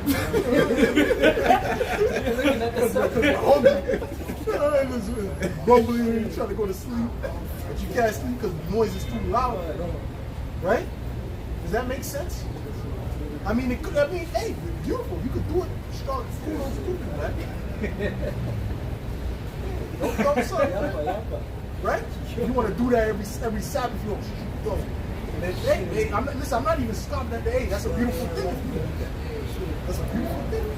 But guess what? I'm not gonna go pull up and kick the food out of his mouth, brothers. Because you know what I'm saying? Because he's hungry, man. verse 3, it says, but he said unto them, matter of fact, I'm gonna read that again. I was like kicking the food out of his head. That's really hungry, man. Go ahead, man. Verse 2, but when the Pharisees saw it, they said unto him, behold, thy disciples do that which is not lawful to do upon the Sabbath day. Right. And he said unto them, have you not read what David did? It says, but he said unto them, have you not read what David did? Did you not read about what David did? He went right to the scripture. Right? Go ahead. It says, when he was an hungered, and they that were with him, how he entered into the house of the Most High, and did eat the shewbread, which was not lawful for him to eat, neither for them which were with him, but only for the priests. Or have you not read in the law how that on the Sabbath days the priests in the temple profane the Sabbath and are blameless? Right. But I say unto you, Because technically the priests break the law all the time. But they're blameless from it. You understand what I'm saying? Yeah. That's the same thing with the elect. See, because the elect is doing sins, but they're blameless in the sight of Yahweh Shem Yahweh. Because we're not doing it out of malice, you know what I'm saying? And when we do, if you do it, you feel bad. Okay? And you want to stop it. You understand what I'm saying? You want to try to avoid doing it. That's the mindset of the elect. Okay? The mindset of the elect, I love doing this. See, that's the mindset of the people that okay? So the elect is moving different in the spirit. See, and that's what Yahweh Shem Yahweh is seeing. Go ahead. Verse 6. Just as it says, the just man falleth 7 times. That's right. Get it. It's not about, That's right. we're in the flesh, we're not going to do everything perfectly, walk after Yahweh perfectly. That's right. But the thing is getting back up and keep walking that walk. You know? Keep enduring. That's right. Go ahead. Verse 6. But I say unto And there's a you, reason why the scriptures say, "Be not over righteous," because you would just end up you could just end up destroying yourself by going that route. Okay, in certain instances, right? And the Lord knows that, right? So, go ahead. if I may add two scriptures say offend less. So don't Yes. don't be overrich, but just try to do your best. Yes. Offend less. Right. Offend less. That's right. The water for bringing that up, because that's the key too. Offend less, right? It's beautiful that you brought that up, because that's the point, right? But you do it, you do it in measure. Yeah. You know what I'm saying? You gotta put a You do it in measure, right? limit, like Right. Yeah. You know, you think you're just gonna come, because that's how you do when you first come into the truth. You try to shoot your whole life away, you know. Bro, some brothers is guilty, right? You gotta shoot your whole life away. What you mean? Brother, I heard the apostles say certain things, man. We live I'm like a teenager, you know. I'm out, right? Go out in the wilderness on a solo dolo, right? But it's better to enter in the truth like that, bro. Huh? Because if you enter Right, the you truth, need it. Yeah, you need it. It's needed, Because if you enter the truth with the other mind, Yes. I often Yeah, less. yes. Right, It's like this. Yes. That's how usually the men of the Lord, that's how they enter. Yeah, What yeah, I see, yeah, that's yeah. how the men of the Lord enter. Yeah. That's how you enter. That's how you're supposed to enter, ultimately. No, you're right. That's how you enter. But then you learn later how to ride the bicycle. Yeah. You know what I'm saying? You get pushed first, and then you learn how to balance on the bike. Yeah, it happened to me. Making the sacrifice. Yes. Making the sacrifice for Yahweh. Yep. When I Let all your sins weigh you down. Yes. Neither let your iniquities lift up themselves. Like you said, offending less. To me, it's not like, it's weird if you're coming in and you're like, I'm just gonna come in, right? Like, cause it's like, bro, you should be ashamed of it. You know what I'm saying? When you're learning all these things for the first, like, you've been going off, right? Okay? The first mindset when I was coming into the truth was not, that was locked in the room watching it. I ain't shit. Told y'all about shit. I ain't shit. You know what I'm saying? Just show me, have mercy. My thing is, please have mercy. I thought the most I wasn't gonna have mercy. I thought the most I might not have mercy. You understand? So that's what gave me that fear. Like, is he even gonna have mercy on me? Because you didn't build that relationship. You just came into it. You know? So I thought, he might not have that. I hope he has mercy. Like, my hope is I just hope this doesn't cheat on mercy. That's what it means to come in as a baby. Because you need to separate yourself from the knowledge that you have from the world and come to Yahweh Shai like like a blank slate in a sense.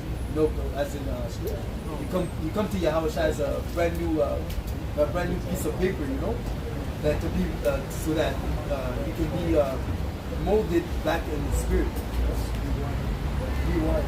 Reprogrammed in a sense. And then again, you slowly build up, come back in the world, because just as Yahushua said, I pray that you don't take him out of the world, but take him out of protect him from the evil. So again, you are in the world, Okay, so you have to be able to separate yourself from the old knowledge and come into the world with the righteous knowledge, and be able to maneuver in the world. But that's what they do. They turn the whole world upside down. Right? When you hear the truth and they hear us, it's turning, it's breaking out everything they thought. Everything was a lie. Yeah. You know, to them, the whole life was a lie. You know, like, these cars, what is this really made of it? Is it cars? You know, is there an etymology that's going to something else? You know, you know what I'm saying? Is the sun is something that's going to blue letter. You know, what I'm saying? Like, bro, I didn't know that.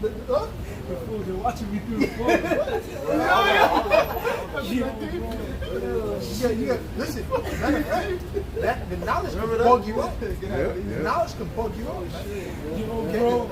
I'm telling you, the first time I heard the knowledge, right, I really sat down, a spirit was tormenting me. A demon came upon me the first time. Okay, a spirit was tormenting me. Because guess what? Hey, brother, hey, demons don't want you to come into the truth. Because the demons know who we are. Exactly, yeah. That's what I'm saying. If we're of that number, okay, Lord, who we are, the demons know who we are. And they don't want you to get, they get angry, they get aggravated. Right? Oh, hold on. Was it just earlier we were just listening to this guy screaming and acting like on the street, which that was the same demon that's always around. You know? Let's throw up a curse real quick. Go ahead. Go ahead, man. Okay. Go ahead. I don't even see it. I see the silhouette from the side of it. Go ahead. God, going back to Matthew. I know it's Steve. Go ahead. Matthew chapter 12 and verse 4, verse 5. It says. Go ahead, man. Matthew chapter 12, and I'm going to start at verse 4 again. And he said, how he entered into the house of the Most High and did eat the shewbread, which was not lawful for him to eat, neither for them which were with him, but only for the priests. Or have ye not read in the law how that on the Sabbath days the priests in the temple profane the Sabbath and are blameless? Right. But I say unto you that in this place is one greater than the temple. But if ye had known what this meaneth, I will have mercy and not sacrifice, ye would have not condemned the guiltless. Damn, I will have mercy and not sacrifice. Right? So the Lord is merciful. The Lord wasn't nitpicking to brothers, man. Right? But when brothers went off, they got cursed up, man. You know what I'm saying to you? And the Lord wasn't on brother Peter. It wasn't floating, you know, Peter. He might be going out. No. The Yahweh was coming rough, man. Okay? Get me behind me, Satan. Satan is on you, man. You act like a damn demon right now. You know? You know what I'm saying? So Yahweh wasn't playing no games, so you had to have thick skin dealing with Yahweh. Right? So some brothers is like, if Yahweh was here, they would all got offended too. Oh, yeah. Yahweh was talking about, I know he's the king of kings, but you know? Why you gotta say it like that? You know? Right?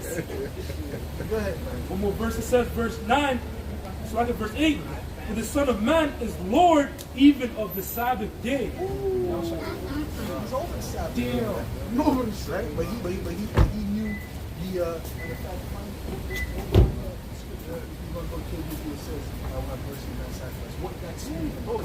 There's even a precept that says the Sabbath was made for man, not man for the Sabbath.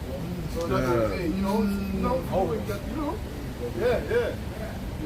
Well, matter of fact, you should find that. So find it's about Lord that's that? What?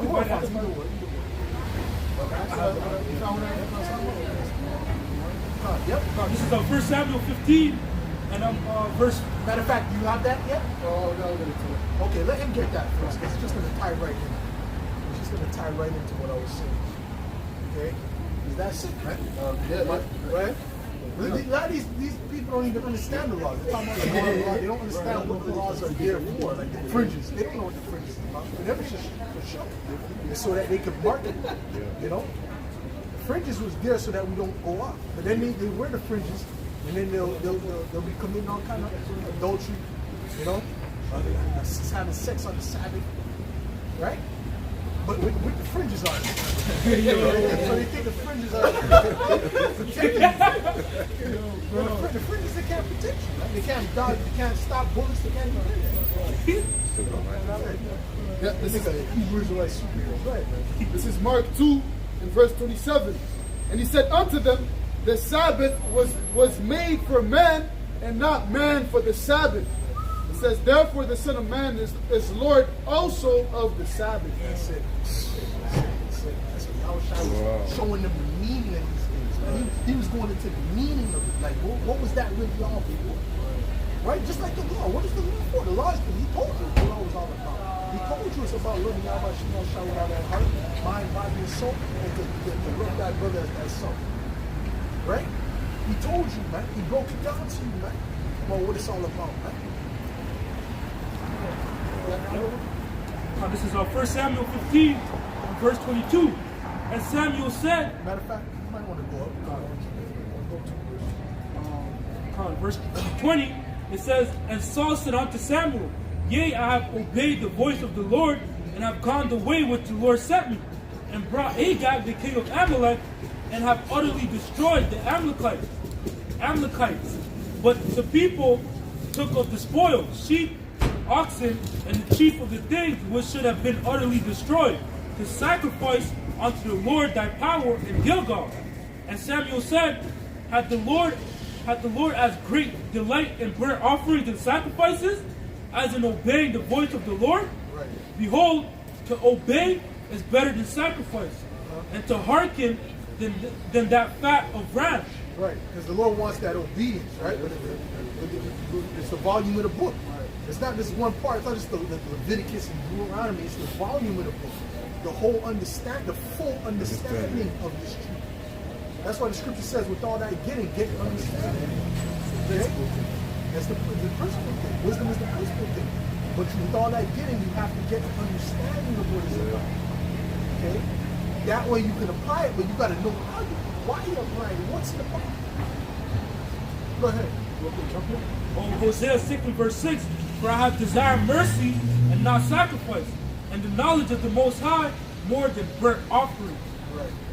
1 Samuel 15 and verse 23, for rebellion is as the sin of witchcraft, and stubbornness is as iniquity. And that's another thing. So like, that's another thing. Them disciples, they desired the knowledge of the Most High. Right? They were around the Yahushua, they wanted to hear the teachings, man. Yeah. Thou has the words of life. Right? See, the Pharisees were coming up as hypocrites. They weren't trying to really hear what I want. They wanted, hey, tell us what they don't like. Is there a problem to pay taxes? You know, is this dad and our acts are appropriate? He said he perceived the wickedness of it. He perceived they weren't coming up sincere. And what was the word sincere mean? Pure. The etymology of the word sincere means pure, coming up pure without, it says also without deception. Okay? So they really, the disciples really wanted to learn. Right? Just as us in this truth. One of the characteristics we're supposed to always have is wanting to really learn and build up in wisdom. Not to be on the same level. You know? Everybody's telling me, do this, learn this, and learn that. I don't want to learn it. Right? This is about learning the wisdom. This is about getting the knowledge. You know what I'm saying? You say, you learn that brick. I don't know that brick. I'm not interested in you knowing that. Are you a prophet? What are you doing? You know what I'm saying? Or you just, like as the apostle said, a wallflower. You know, you gotta grow in the fruits of the spirit, right? But you also the wisdom. You gotta be desirous of wisdom. But hold on, did not Solomon, what did he ask for, man? He didn't ask for nothing else, man. And that was pleasing unto Yahweh Shemel. Go ahead, man. Hold on, finish that?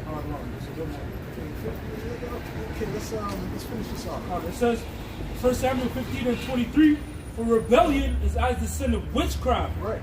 and stubbornness is as iniquity and adultery. Right. Idolatry. Yep, yeah, idolatry. It says, because thou hast rejected the word of the Lord, he hath also rejected thee from being king. What was the point of it was the Sabbath. The Sabbath. No. I was asking to find what the Yahushua was quoting. The Shubin? No. He said something about the Sabbath day. Yeah, read that again. It says, Matthew 12 and verse 5 again. It says, or have ye not read in the law how that on the Sabbath days the priests in the temple profane the Sabbath and are blameless? Might have been before that. It says, but I say unto you that in this place is one greater than the temple. But if ye had known what this meaneth, I will have mercy and not sacrifice. It says, but if ye had known what this meaneth, I will have mercy and not sacrifice, ye would have not condemned the guiltless. Actually, yeah, that's what I wanted. Mercy and not sacrifice. That's what I wanted. When he quoted, matter of fact, so does have blue letter? Give me the phone, please. When you read it, reset. Okay, before you break that down. This is the book of Ephesians chapter 4 and verse 11. And he gave some apostles and some prophets and some evangelists and some pastors and teachers for the perfecting of the saints, for the work of the ministry, for the edifying of the body of Hamashiach. Yeah, within the body of Yahushua, you have different offices. You know, not each brother is going to have the same office of being, a prophet or, well, actually all brothers are prophets, but not all brothers are prophets. Salaka, you have helps, right? You have, those that, are, teachers, so on and so forth. But what they all they fit together to make the body whole, man. To the perfecting of the saints. You see? Verse 13, till we all come in the unity of the faith and of the knowledge of the Son of Yahweh, unto a perfect man, unto the measure of the stature of the fullness of a Mashiach. Yeah, we have to come to the perfect man, man. And when you go to that word perfect, come to the fullness of basically, what's that you said? We said the righteous shine it as a light unto the perfect day. In other words, you're fulfilling your measure. You're fulfilling the measure that the Lord has set for you, man. And how do you fulfill that measure? By putting in the work, man. You don't just sit and then, you think like everything's going to be downloaded in your mind. You have to put work in, man. Okay. He got that. So like even pertaining to that fullness, it also goes into that knowledge. To having as the brother was talking about learning, to obtain that fullness, you have to be willing to learn and to obtain that understanding. That's what it says, for the edifying. Build up. A wise man will increase in learning. When here's a wise saying, right? So that's why, because he's actually trying to learn from it, but not just learning, he's applying it to his life. That's why when you hear certain things your brothers do lessons, oh no, that's interesting, or that's deep, but you gotta, can I apply this? This is the book of Hosea, chapter 6 and verse 5. Yes. Therefore have I hewed them by the prophets. I have slain them by the words of my mouth. Same plus. Yeah. Okay, go ahead. So that's the spirit. That's all. The spirit. It says, I have slain them by the words of my mouth, and thy judgments are as the light that goeth forth. For I have desired mercy and not sacrifice. I've slain them. Read that again, please. That's the last part. Right? Verse 6, for I have desired mercy and not sacrifice. The Lord has desired mercy and not sacrifice. Go ahead. And the knowledge of the Most High more than burnt offering. And the knowledge of the, so he wants us to have mercy too. You understand what I'm saying? He wants us to have mercy too. The law is dealing with mercy too. You understand what I'm saying? That's part of it, right? But that's in the spirit. You understand what I'm saying too? That's why the scriptures speak about not holding a grudge, not letting the sun go down in your wrath, and all these different things. Because at some point you gotta say, you know what, I'm gonna let it go, man. I'm not right, or or whatever. I'm just that too. Yep, that. You just let it go, right? Because even Yahushua, when he did all that shit to him, man, he said, "What, man? Forgive them for they know not what they do." And that was for the elect. And that was for the elect. That wasn't for Edom. That was for the Edomites. That was for the Romans. Okay, that wasn't for the wicked. That was for the elect. Because the elect are the ones that are going to be that person and stuff. But really, ultimately, the whole nation. Now, just wanted to add to your point, because even Stephen, he quoted the same thing with the wicked Jews. They basically stoned them. Right. What was not Paul part of that too? Right. So proving your point that mercy applies to the elect. That's right. But Paul repented and he came to the truth, man. That's right. That's it. But that was mainly for Paul. Yeah. That was mainly for Paul. Right. Isaiah 1 and verse 11. To what purpose is the multitude of your sacrifices unto me? Saith the Lord. I am full of burnt offering I am full of the burnt offerings of rams and the fat of fed beasts. Right, the Lord he got tired of that because Jake wasn't coming in the right spirit. That's a physical, the sacrifice is a physical thing, right? But it's about, there's something that has to come behind that, right? Which is what? The repentance, right? The changing, right? It says, and I want someone to say, that's what you say sorry, and then go and do it again the next day. No, I said sorry yesterday, but I mean, they did it again. You understand what I'm saying? Go ahead. If I may say, because really it's the mindset, like your words, it's the mindset being repentant. It's like we read with Saul, or with Samuel when he told him when he went, basically, he didn't obey the voice of the Lord, and he took of the spoil, right? But in his mind, he thought he was right, he was doing the right thing. You know? It's until that Samuel told him, and it was like, oh shit, I actually fucked up. You know? What, that this and all that sacrifice he was doing, man. You know? Because he wasn't in that repentant mindset. it says, and I delighted not in the blood of bullocks, or of lambs, or of he-goats. It says, when ye come to appear because then when Samuel came to him about these different things, like not putting all the Amalekites together, he was probably like, he didn't get it. He's like, well, I don't see why he's so mad. I sacrificed this to the Lord. You know what I'm saying? You already know that's how he thought about it. You know what I'm saying? So you know he wasn't coming in that. Not like King David, right? King David was coming out, drop on the floor, right? Put on the sackcloth, fast. Go ahead. It says, verse 12, when you come to appear before me, who had required this at your hand, to tread my courts? Bring no more vain oblations. Incense is an abomination unto me. The new moons and Sabbaths, the calling of assemblies, I cannot away with. It is iniquity, even the solemn meeting. Your new moons and your appointed feasts, my soul hated. They are a trouble unto me. I am weary to bear them. Right, so he was even tired of the high holy days they were celebrating, right? You know, because the high holy days represent things. They have representation of certain things, right? But Jake is not ready. You know, like the Day of Atonement. You go through the Day of Atonement, but then you just could, you go through the same type of super wickedness you're doing before, right? So what's the point of going through the Day of Atonement? It's like the Muslims, they have the Ramadan, you know, and afterwards they go back to the filth. So what's the point? Right? Right. Go ahead. Oh, that's it. I'll go to push it. Okay, go ahead. Luke chapter 18 and verse, we start out verse 9. And it says, and he spake this parable unto certain which trusted in themselves that they were righteous and despised others. Right.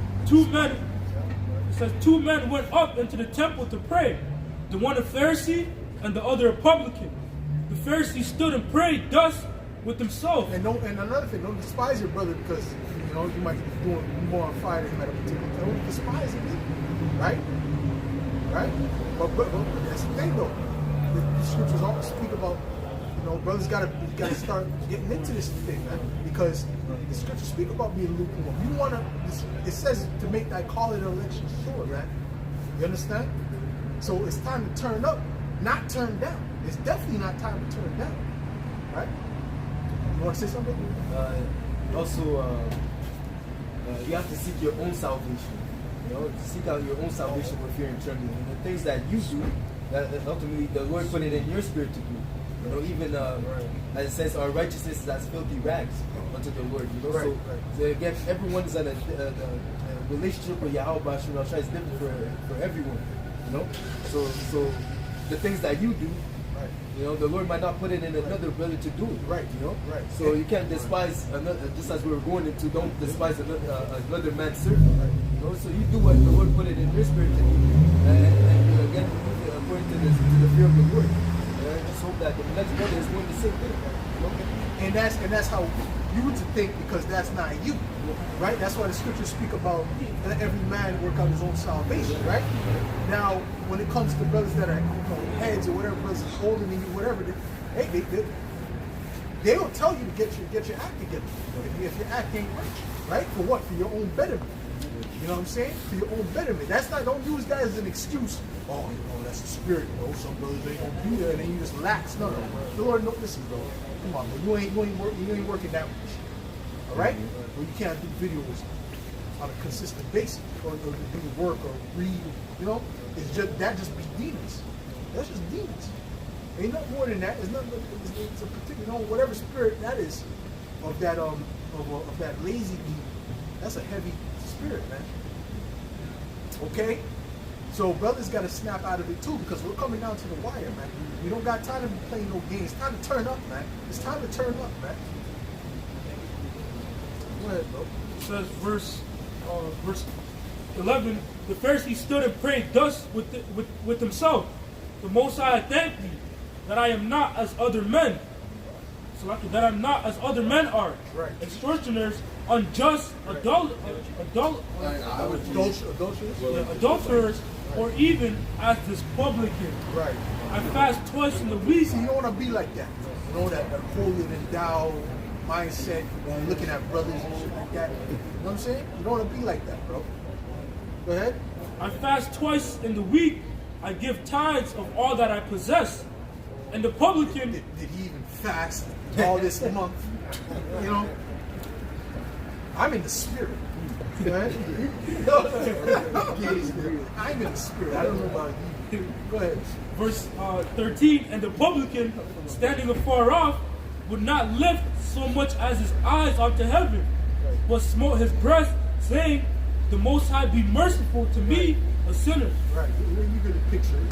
You know, picture. Right? You know, Jake is animated, man. You know what I'm saying? So you can picture. Right? I tell you, this man went down to his house justified rather than the other. Right. So that's how you have to come. You have to come in that that humble spirit, right? But at the same time, you know what I'm saying?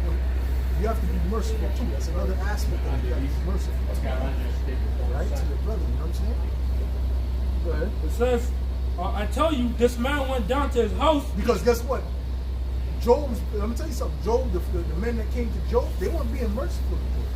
The way they were lashing at him with the tongue, when you read it, they actually weren't being merciful. I was reading that earlier, so you know what? They were actually being very harsh with them. That whole the scripture, when you read the scriptures, brother, just reading the scriptures, you know, for points and bringing out precepts. But when you read the scriptures about if that what is that scripture, man? If thy children be what is it? Job 7.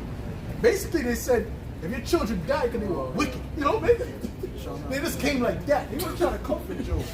You understand? That's why the Most High got vexed, and that's why Job said, "Yo, friends are supposed to have mercy upon their friends when he's going through affliction." They weren't coming like that. They were coming on some. This time you gotta tone it down and come in a different way. If you come up, he lost his whole family, boils, lost his house, his wife. Is that the time to rebuke? You know what I'm saying? You guys gotta read that. You guys gotta read that again, because really I see why. Because there was a time I was like, yo, why did the Most High get so mad? Because they were saying wisdom, but it's the way they were saying it, and the time that they were saying it. You know what they were saying, and who they were saying it to.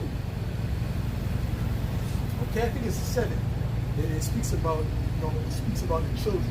7, Job 7. Well, what you got, bro? Finishing this on. Okay, go ahead. It says, I tell you, this man went down to his house justified rather than the other. Yeah. For everyone that exalteth himself shall be abased, and he that humbleth himself shall be exalted. Right. That's right. Matter of fact, the scriptures speak about a man's friend sharpening the countenance. A man's word sharpening the countenance of his friend. You ever hear that? Ecclesiastes 8. You know what I'm saying? You got something about it? It's okay, we can wait for that. We can wait for those scriptures if you have them. What's the Joy had it for the children? Yeah, you found it? I believe I have it, but I'm not. Is it 7 or 8? It's 8. 8? So it's probably that. So it's that. Go ahead, go ahead. It's rough. It's rough. No, there's too much. Too much. Go ahead. I'll start from 1. It's one that read it together. I said, damn. You know, because we bring out the precept, but it's like, this is what they said to Job after this happened to him. Go ahead. Yeah. Job 8 and 1. Then answered Bildad the Shuhite and said, how long wilt thou speak these things? And how long shall the words of thy mouth be like a strong wind? Doth the Most High pervert judgment? Or doth the Almighty pervert justice? Right. If thy children have sinned against him, and he have cast them away from the second. If thy children have sinned against him, and he have cast them away for their transgression, if thou wouldest seek unto the Most High betime, and make thy supplication unto the Almighty, if thou wert pure and upright, surely now he would awake for thee. Right, so he was. They thought Job was wicked. The way they looked at Job after that, they thought he was wicked.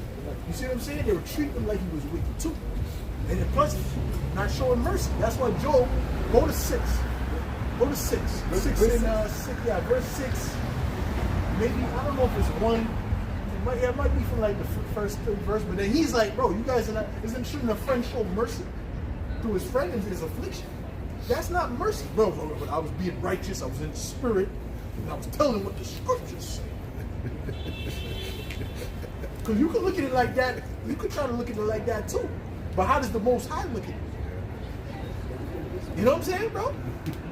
The man just lost his whole family in one day. Huh? You gonna tell them they were wicked? They got Most High took them. What's the big deal? Come on, it's too much, bro. Too much. Oh, you found it? Okay, go ahead. Job 12:1, and Job answered and said, no doubt, but ye are the people, and wisdom shall die with you. But I have understanding as well as you. Right. I am not inferior to you. Yea, who knoweth not such things as these? I am as one mocked of his neighbor, Right. who calleth upon the Most High, and he answereth him. Just upright man is laughed to scorn. So it was like they were mocking him almost. Like that's how it felt to him. You know what I'm saying? Go ahead. He that is ready to slip with his feet is as a lamp despised in the thought of him that it is at ease. Right. Because they weren't going through what he was going through.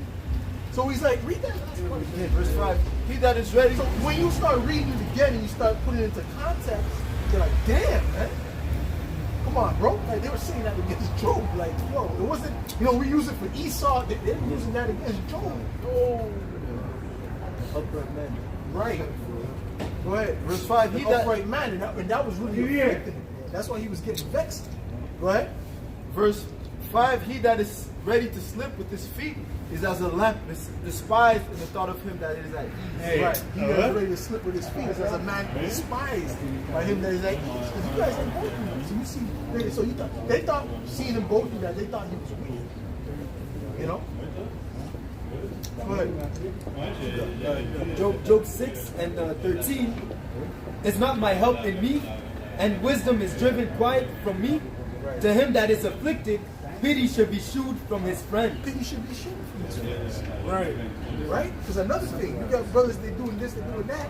Oh, no, brother, you doing this, drinking a bit too much. You don't know what the hell the brother's going through, number one. Okay? You don't know what is happening in his home or whatever. Okay? You don't know. You know what the demon, is messing with the people around him. You don't understand. Right? So you got to also think like that too. That's what goes into mercy. Sure. All right? But like I said, there's still balancing that. It's not just so just get a carte blanche and do whatever the hell you want to do. Right? Sure. But they come to, don't come to camp, though, brother. I'm going to right? That's all. Ecclesiasticus 6, I'm going to start out verse 10. It says again, some friend is a companion at the table. Some brothers out of order. You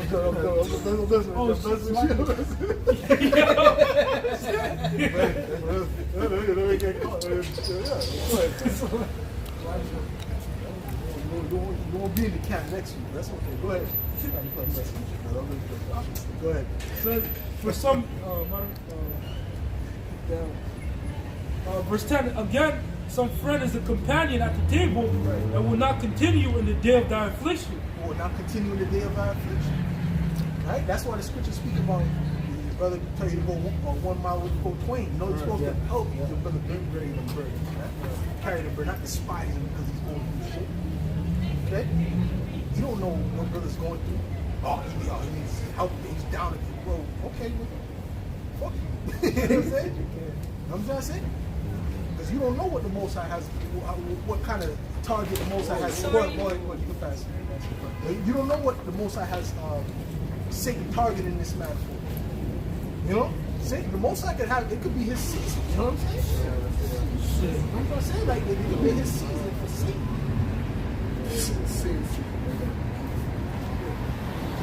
Verse 11, but in thy prosperity he will be as thyself, and will behold over thy servants.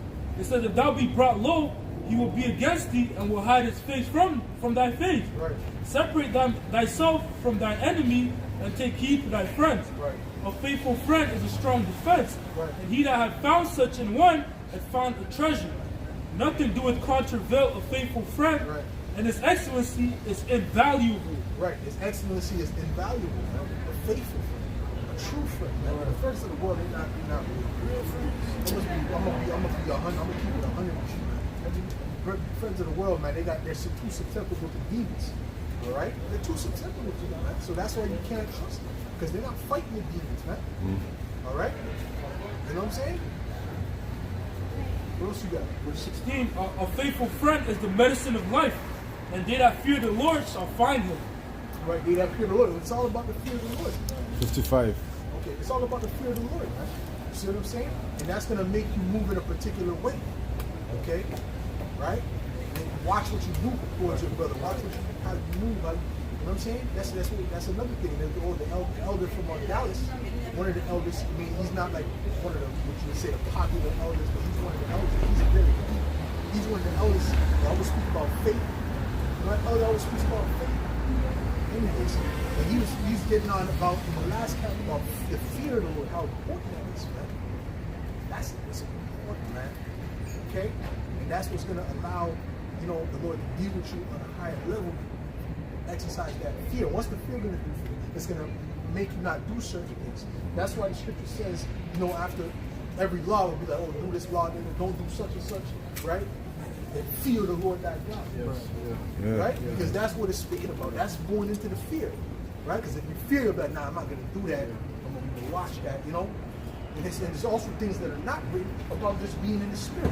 Right? So brothers, a lot of things brothers is going through in their life. That's because what? You gotta be more in the spirit. You gotta stop. You gotta refrain from certain things. You gotta get in certain things. You gotta rebuke them lazy demons. And guess what? You could be in a better position in your life.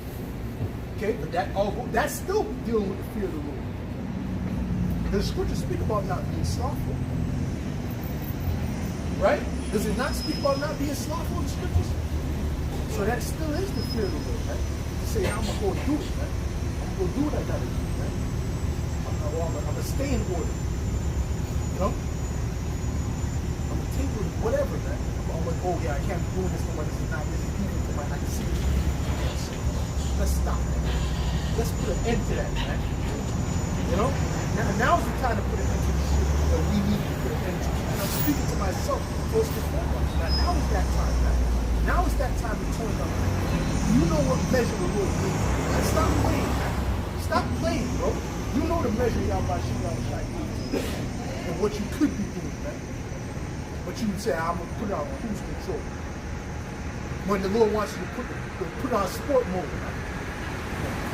Huh? And anyways, what you else got? Oh, so I can go ahead, man. Verse 17, whoso feareth the Lord shall direct his friendship aright. For as he is, so shall his neighbor be also. Right, as he is, so is he shall the Lord, right? That's it. Go ahead. Sirach 37 and 12. Read that last part again, please. Read that last part again. I need to get on that last part. Really internalize. Go ahead. Ecclesiasticus 6 and verse 17, whoso feareth the Lord shall direct his friendship aright. So deal with his friend in a particular way. That's the thing. That's what they want to do. You got to deal with your friends in a particular way. You can't move how these people in the world move with their friends. You got to be a true brother. You know what I'm saying? And in any situation, when he's going through affliction, you got to help bear that burden and, sharpen his countenance and so on and so forth, right? Whoso feareth the Lord shall direct his friendship aright. Right. For as he is, And that's part of the fear of the Lord, go ahead. for as he is, so shall his neighbor be also. Right, because you're supposed to love your brother as yourself, man. Okay?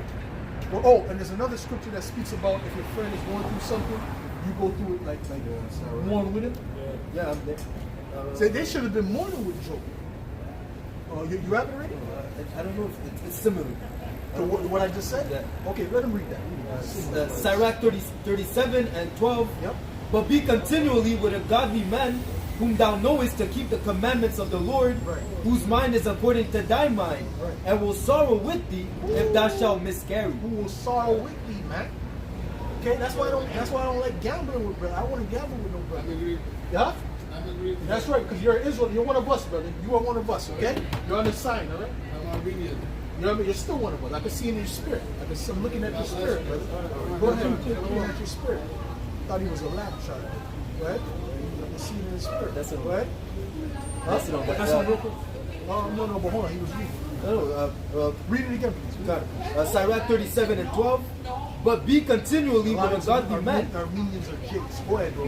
Be continually with a godly man, whom thou knowest to keep the commandments of the Lord, Right. whose mind is according to thy mind, Right. and will sorrow with thee if thou shalt miscarry. Right, like I said, right? That's why I wouldn't want to gamble. I was thinking that, that to me it's fun, you gamble and certain things, right? Like or the casino and things like that, right? But I wouldn't want to do that with a brother because if a brother loses, it's not gonna win for me. And I'm like, oh yeah, I got an extra bill. The brother lost out, that's not gonna, it's not gonna make me feel no way. You know what I'm trying to say? But if it's somebody that will, it's a different story. Right? Sirach 7:34. Fail not to be with them that weep, and mourn with them that mourn. Fail not to be with them that weep, and that mourn. I mean, if an Edomite is mourning, you mourn. You okay? You okay, buddy? Yeah. Or you go sit on the floor, put ashes on your F these up, man. Okay, this is dealing with brotherhood, man. And first of all, them other kings in the world, they're not even Israelites, man. They're just animals. Beast in the field. Go ahead. Verse 34, verse 35. Be not slow to visit the sick, thou shalt make me to be beloved. Didn't how should I say that? Didn't how should I say you visited me, man? That's what I said. Be not slow to visit the sick, man. Well, what scripture was that? Sirach 7. Don't be slow to visit, man. You know, the brother's in the hospital, right? You got a brother that was in the hospital for a while, you can't be slow, you can't be slow to go visit them. Matter of fact, I was saying if I was gonna go back up there, I said the first thing I was gonna do was go visit that brother. You know? At that time when he was that was a while ago, it was like a year or two ago. Okay? But I didn't have to go up there anyway. But why? Because you gotta hey, your brother's in affliction, how much more important is it to brighten his countenance, man? You know what I'm saying? When he's going through shit. What else you got? This is Job 16 and 1. Then Job answered and said, I've heard many such things. Miserable comforters are you all. Miserable, because they're not comforting you. See, when a brother, listen, instead of a brother calls me to something, my thing is I want to comfort my brother. I want to give my brother's word of encouragement. I might, say certain things that, okay, you got to be better on this, but the first thing, the main thing is the encouragement. Listen, get through type of shit. You know what I'm saying? Go ahead. Go ahead. Verse 2, I've heard many such things. Miserable comforters are you all. Shall vain words have an end? And what emboldened thee that thou answerest? I also could speak as ye do. If your soul were in my soul's stead, I could heap up words against you and shake my head at you. Right. But I would strengthen you with my mouth. Showing you Job was more righteous than them. But ye would strengthen him. That's what you're supposed to do. You're supposed to be strengthening your brother. You're supposed to be strengthening your brother. In the times of affliction, man. Not breaking him down, man. Because going through things, huh? Just as you gotta watch. You gotta watch how that's what you should be mindful. Like, yo, is this building him? Because right now I need to build him. Right now he's in a low spot. Now you gotta build him, right? But there's a breaking down thing of you need to get this right at certain times. But first, you gotta make sure too that you're building first. You gotta make sure if he needs that building, you gotta see what's needed, right? Sometimes you gotta break down a wall, right? You gotta break down a wall. And then rebuild it. I was trying to build, right? I got to break it down and rebuild it. That's that time, right? But then there's the time to rebuild it, where there's no breaking down. There's just strengthening. So you gotta discern, man. So like, who's you want to say something? Yeah, just as when Yahushua told Peter, Satan is looking to sift you, Right. but I pray for you, and when you are converted, strengthen your brothers. Right. Strengthen your brothers. Right, that's what he said. That's what he said. Don't despise them because they're weak in the spirit. What you got, bro? Reading on, verse 5, but I would strengthen you with my mouth, and the moving of my lips should assuage your grief. I know you're going to be reading some Job, right? You're going to start reading some Job. Because that shit got me mad. I was kind of like, yo, what the fuck? When I read that again this earlier, I was like, yo, wait a minute, man. Like you know they were speaking again, but then when it hits, like there's certain scripture that you're reading, you know, it's like you bring it out as a precept. When you bring it out against the wicked, you're bringing that against Job. You gotta understand, you're bringing this stuff out against Job, bro. You got, bro. Ecclesiasticus Go get the 22. last scripture, stupid. Go ahead. Ecclesiasticus 22 and verse 23. God. Be faithful to thy neighbor in his poverty, Right. that thou mayest rejoice in his prosperity. Abide steadfast unto him in the time of his trouble, Yeah. that thou mayest be heir with him in his heritage. Right. So if that's what, guess what? If I'm of the elect, right? Lord willing, right? Then guess what? And you treat me like shit. You know what I'm saying? Shit. How does that going to work, man? Right? Or vice versa, right? How's that going to work? That ain't right. And then brothers think they can do that, and then, but I'm on fire. And you're on fire, the fire of sin. Huh? Right? What are you talking about, man? All that wickedness you do to your brother. So what's Yahweh Shah gonna say because of that? When you saw me, you slapped me, you punched me, you hit me. Oh, but I prophesied. Say, like Yahweh Shah say, send out a laser beam, man. Just tell the angel, man, send out a laser beam. Make it The Lord said, the Lord is giving certain authority to his men. He says, whosoever sins, if forgive, if it shall be forgiven. Whosoever sins are remitted, shall be remitted. Ecclesiasticus 6, verse 16. A faithful friend is the medicine of life. Woo. And they that fear the Lord shall find them. It's a medicine. And it's a medicine. When you get built up and your spirit changes, right? So then you go from being that stressful, toxic spirit to a more, more life is in you, right? Go ahead. That's it on that. Go ahead. This is Mark 12, and I'm going to start out verse 28. And one of the That's why there's something called speaking life into somebody. There's something called speaking life into, when you speak life into somebody, that's when you give them that motivation. Right. After they speak to you, they're like, yeah. They go bench press 450. Because they just spoke to a brother, right? Go ahead, bro. So like, you got something else you want to go? So like that video the brother sent. I was working overnight shift. The brother sent the video. After that video, I don't know what happened. I got punched, shadow boxing. You're mine. That brother will do that to you. I just wish his mic was louder because sometimes my car is really because my car is all messed up. That's why. Go ahead. My car's messed up. The speaker's kind of low, but here's pretty good. Go ahead. Mark 12 and verse 28. And one of the scribes came, and having heard them reasoning together, and perceiving that he had answered them well, asked him, which is the first commandment of all? And Yahushua answered him, the first of all the commandments is, Hear, O Israel, the Lord our power is one Lord. Yep. And thou shalt love the Lord thy power with all thy heart, and with all thy soul, and with all thy mind. And his name is Yahweh, and his son's name is Yahushua. Let's throw that out. Go ahead. And with all thy strength. This is the first commandment. And the second is like, namely this, thou shalt love thy neighbor as thyself. Neither is there none other commandment greater than these. We gotta perfect this, man. It should be it should be natural anyway. But I mean, it's just the way you move. You gotta watch the way you move, man, to make sure that's being perfected. And the way you move, man. You know what I'm saying? Okay, that's it on that. There's more. Okay, good. Verse 32, and the scribe said unto him, Well, Master, thou hast said the truth, for there is one power, and there is none but he. And to love him with all the heart, and with all the understanding, and with all the soul, and with all the strength, and to love his neighbor as himself, is more than all the whole burnt offerings and sacrifices. Right. And Yahushua saw that he answered him discreetly, Right. and said unto him, Thou art not far from the kingdom of the Most High. That's it. See, they don't get this. They don't get the guys that don't understand, don't shoot their brother, right? They don't understand that, man. They don't get what this is all about. They have no real notice. All right? They don't get it. All right? That's why they say, oh, what did I do? What did I do wrong?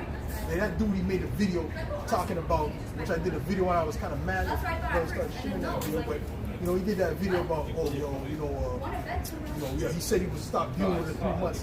No, if I knew a brother that was dealing with a chick in elementary, I don't want nothing to do with it. Bro. I'm not gonna deal with her. I'm not gonna deal with her. I don't give a fuck if they kissed in elementary. Bro. I'm not dealing with this. You understand what I'm saying? Why? Why with so much women in the world, man? Why would I do something like that? Even in the world, I wasn't like that. Even in the world, I wasn't into that stuff. Okay. If I knew my friend was doing it, oh, you do that? Okay, I ain't doing it. Sometimes Jake is bugged out. No, it's all good. No, I don't care about it. I'm like, nah, I'm good. Good off that.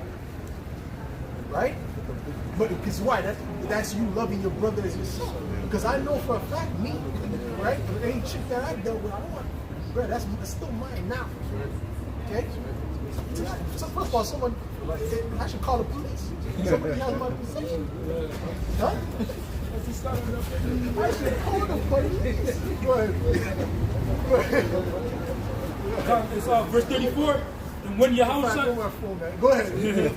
and when Yahushua saw that he answered him, and when Yahushua saw that he answered discreetly, he said unto him, because Salaki, that's just a man thing. That's a man naturally. That's how they feel. Even if they're not dealing with it, you kind of put it behind, but in the back of your mind, if you put her out, you don't want to see her again. No, that's right. Because if you see her walk on, you walk, but it's like, right? Right? Yeah. You know what I'm saying? It's natural, bro. So why the fuck would I do that with my brother? Oh, technically, you're a demon, man. You're a goddamn demon, bro. That's it. That's all I gotta say. For you to do something like that, you're not right. Okay? It says, and when Yahushua saw that, look, you were holding that in the back of your mind. Come on. And you don't know. The brother can say whatever, you know?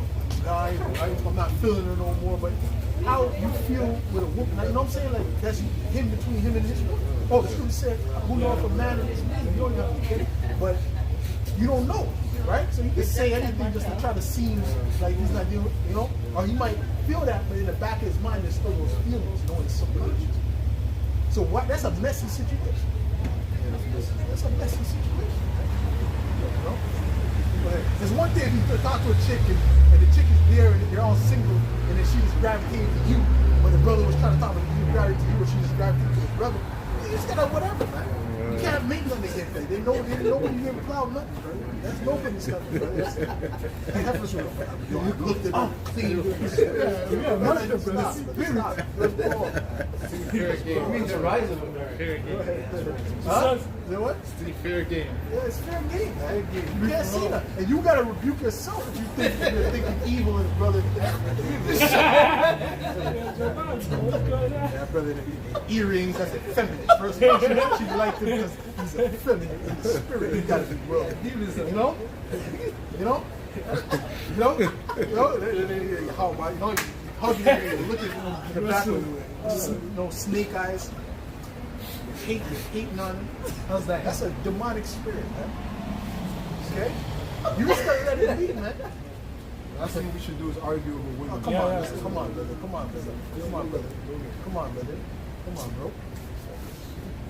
Go ahead. it says, and when Yahushua saw that he answered him discreetly, he said unto him, Thou art not far from the kingdom of the Most High. Right. And no man after that durst ask him any question. That's it. So anyways, last scriptures. The last scriptures. Last row scripture. Go ahead, brother. James 1:27. Pure religion and undefiled before Yahweh Ba'ashim Yahushai and the Father is this, to visit the fatherless and widows in their affliction, and to keep himself unspotted from the world. So again, bringing it back to the Job situation, even the whole point is really even pushing forth the word is visiting the poor and the afflicted. though. You see? Spirit, yeah. Go ahead. This is That's second. right. That's right. You're right. That's right. Go ahead. This is second Ezra 2 and verse 21. It says, "Heal the broken and the weak, laugh not the lame man to scorn, defend the maimed, and let the blind man come." Well, you know what? Job was like lame in the spirit at that particular. Like, I mean, he was beaten down. He was broken down, man. You know what I'm saying? Go ahead, bro. It says, "Laugh not the lame man to scorn, defend the maimed, and let the blind man come into the sight of my clearness." Right. Those that don't have the truth. You know? What I'm saying? So anyway, okay, cool. This is Sirach 11 and 7. Blame not before thou hast examined the truth. Understand first and then rebuke. Sirach 18 and 20. What was your point on that? On Job's situation? Blame not before thou hast examined the truth. So don't blame before you know the whole Yeah, situation. It's another point. Remember? Okay. I don't remember why you brought that up. Okay, go ahead. Sirach 18 and 20. Before judgment, examine thyself, and in the day of visitation thou shalt find mercy. Right. The day of visitation thou shalt find mercy. Okay? Right? If you examine yourself, you see if you're really a brother, if you're really in his faith.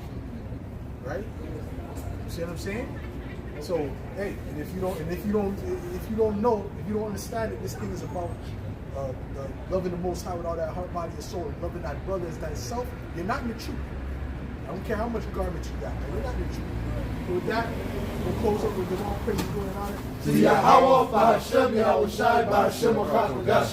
The Ross, the Apostle, the Elders, great millstone citation, much love and respect to Rakim out there pushing this word out in truth and sincerity.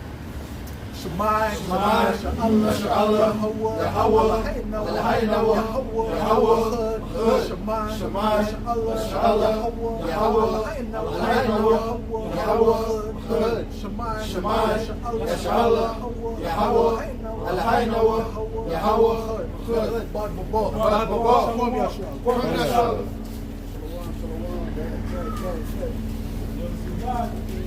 What's up, my brother? 216. The spirit was too hot to stop at 2.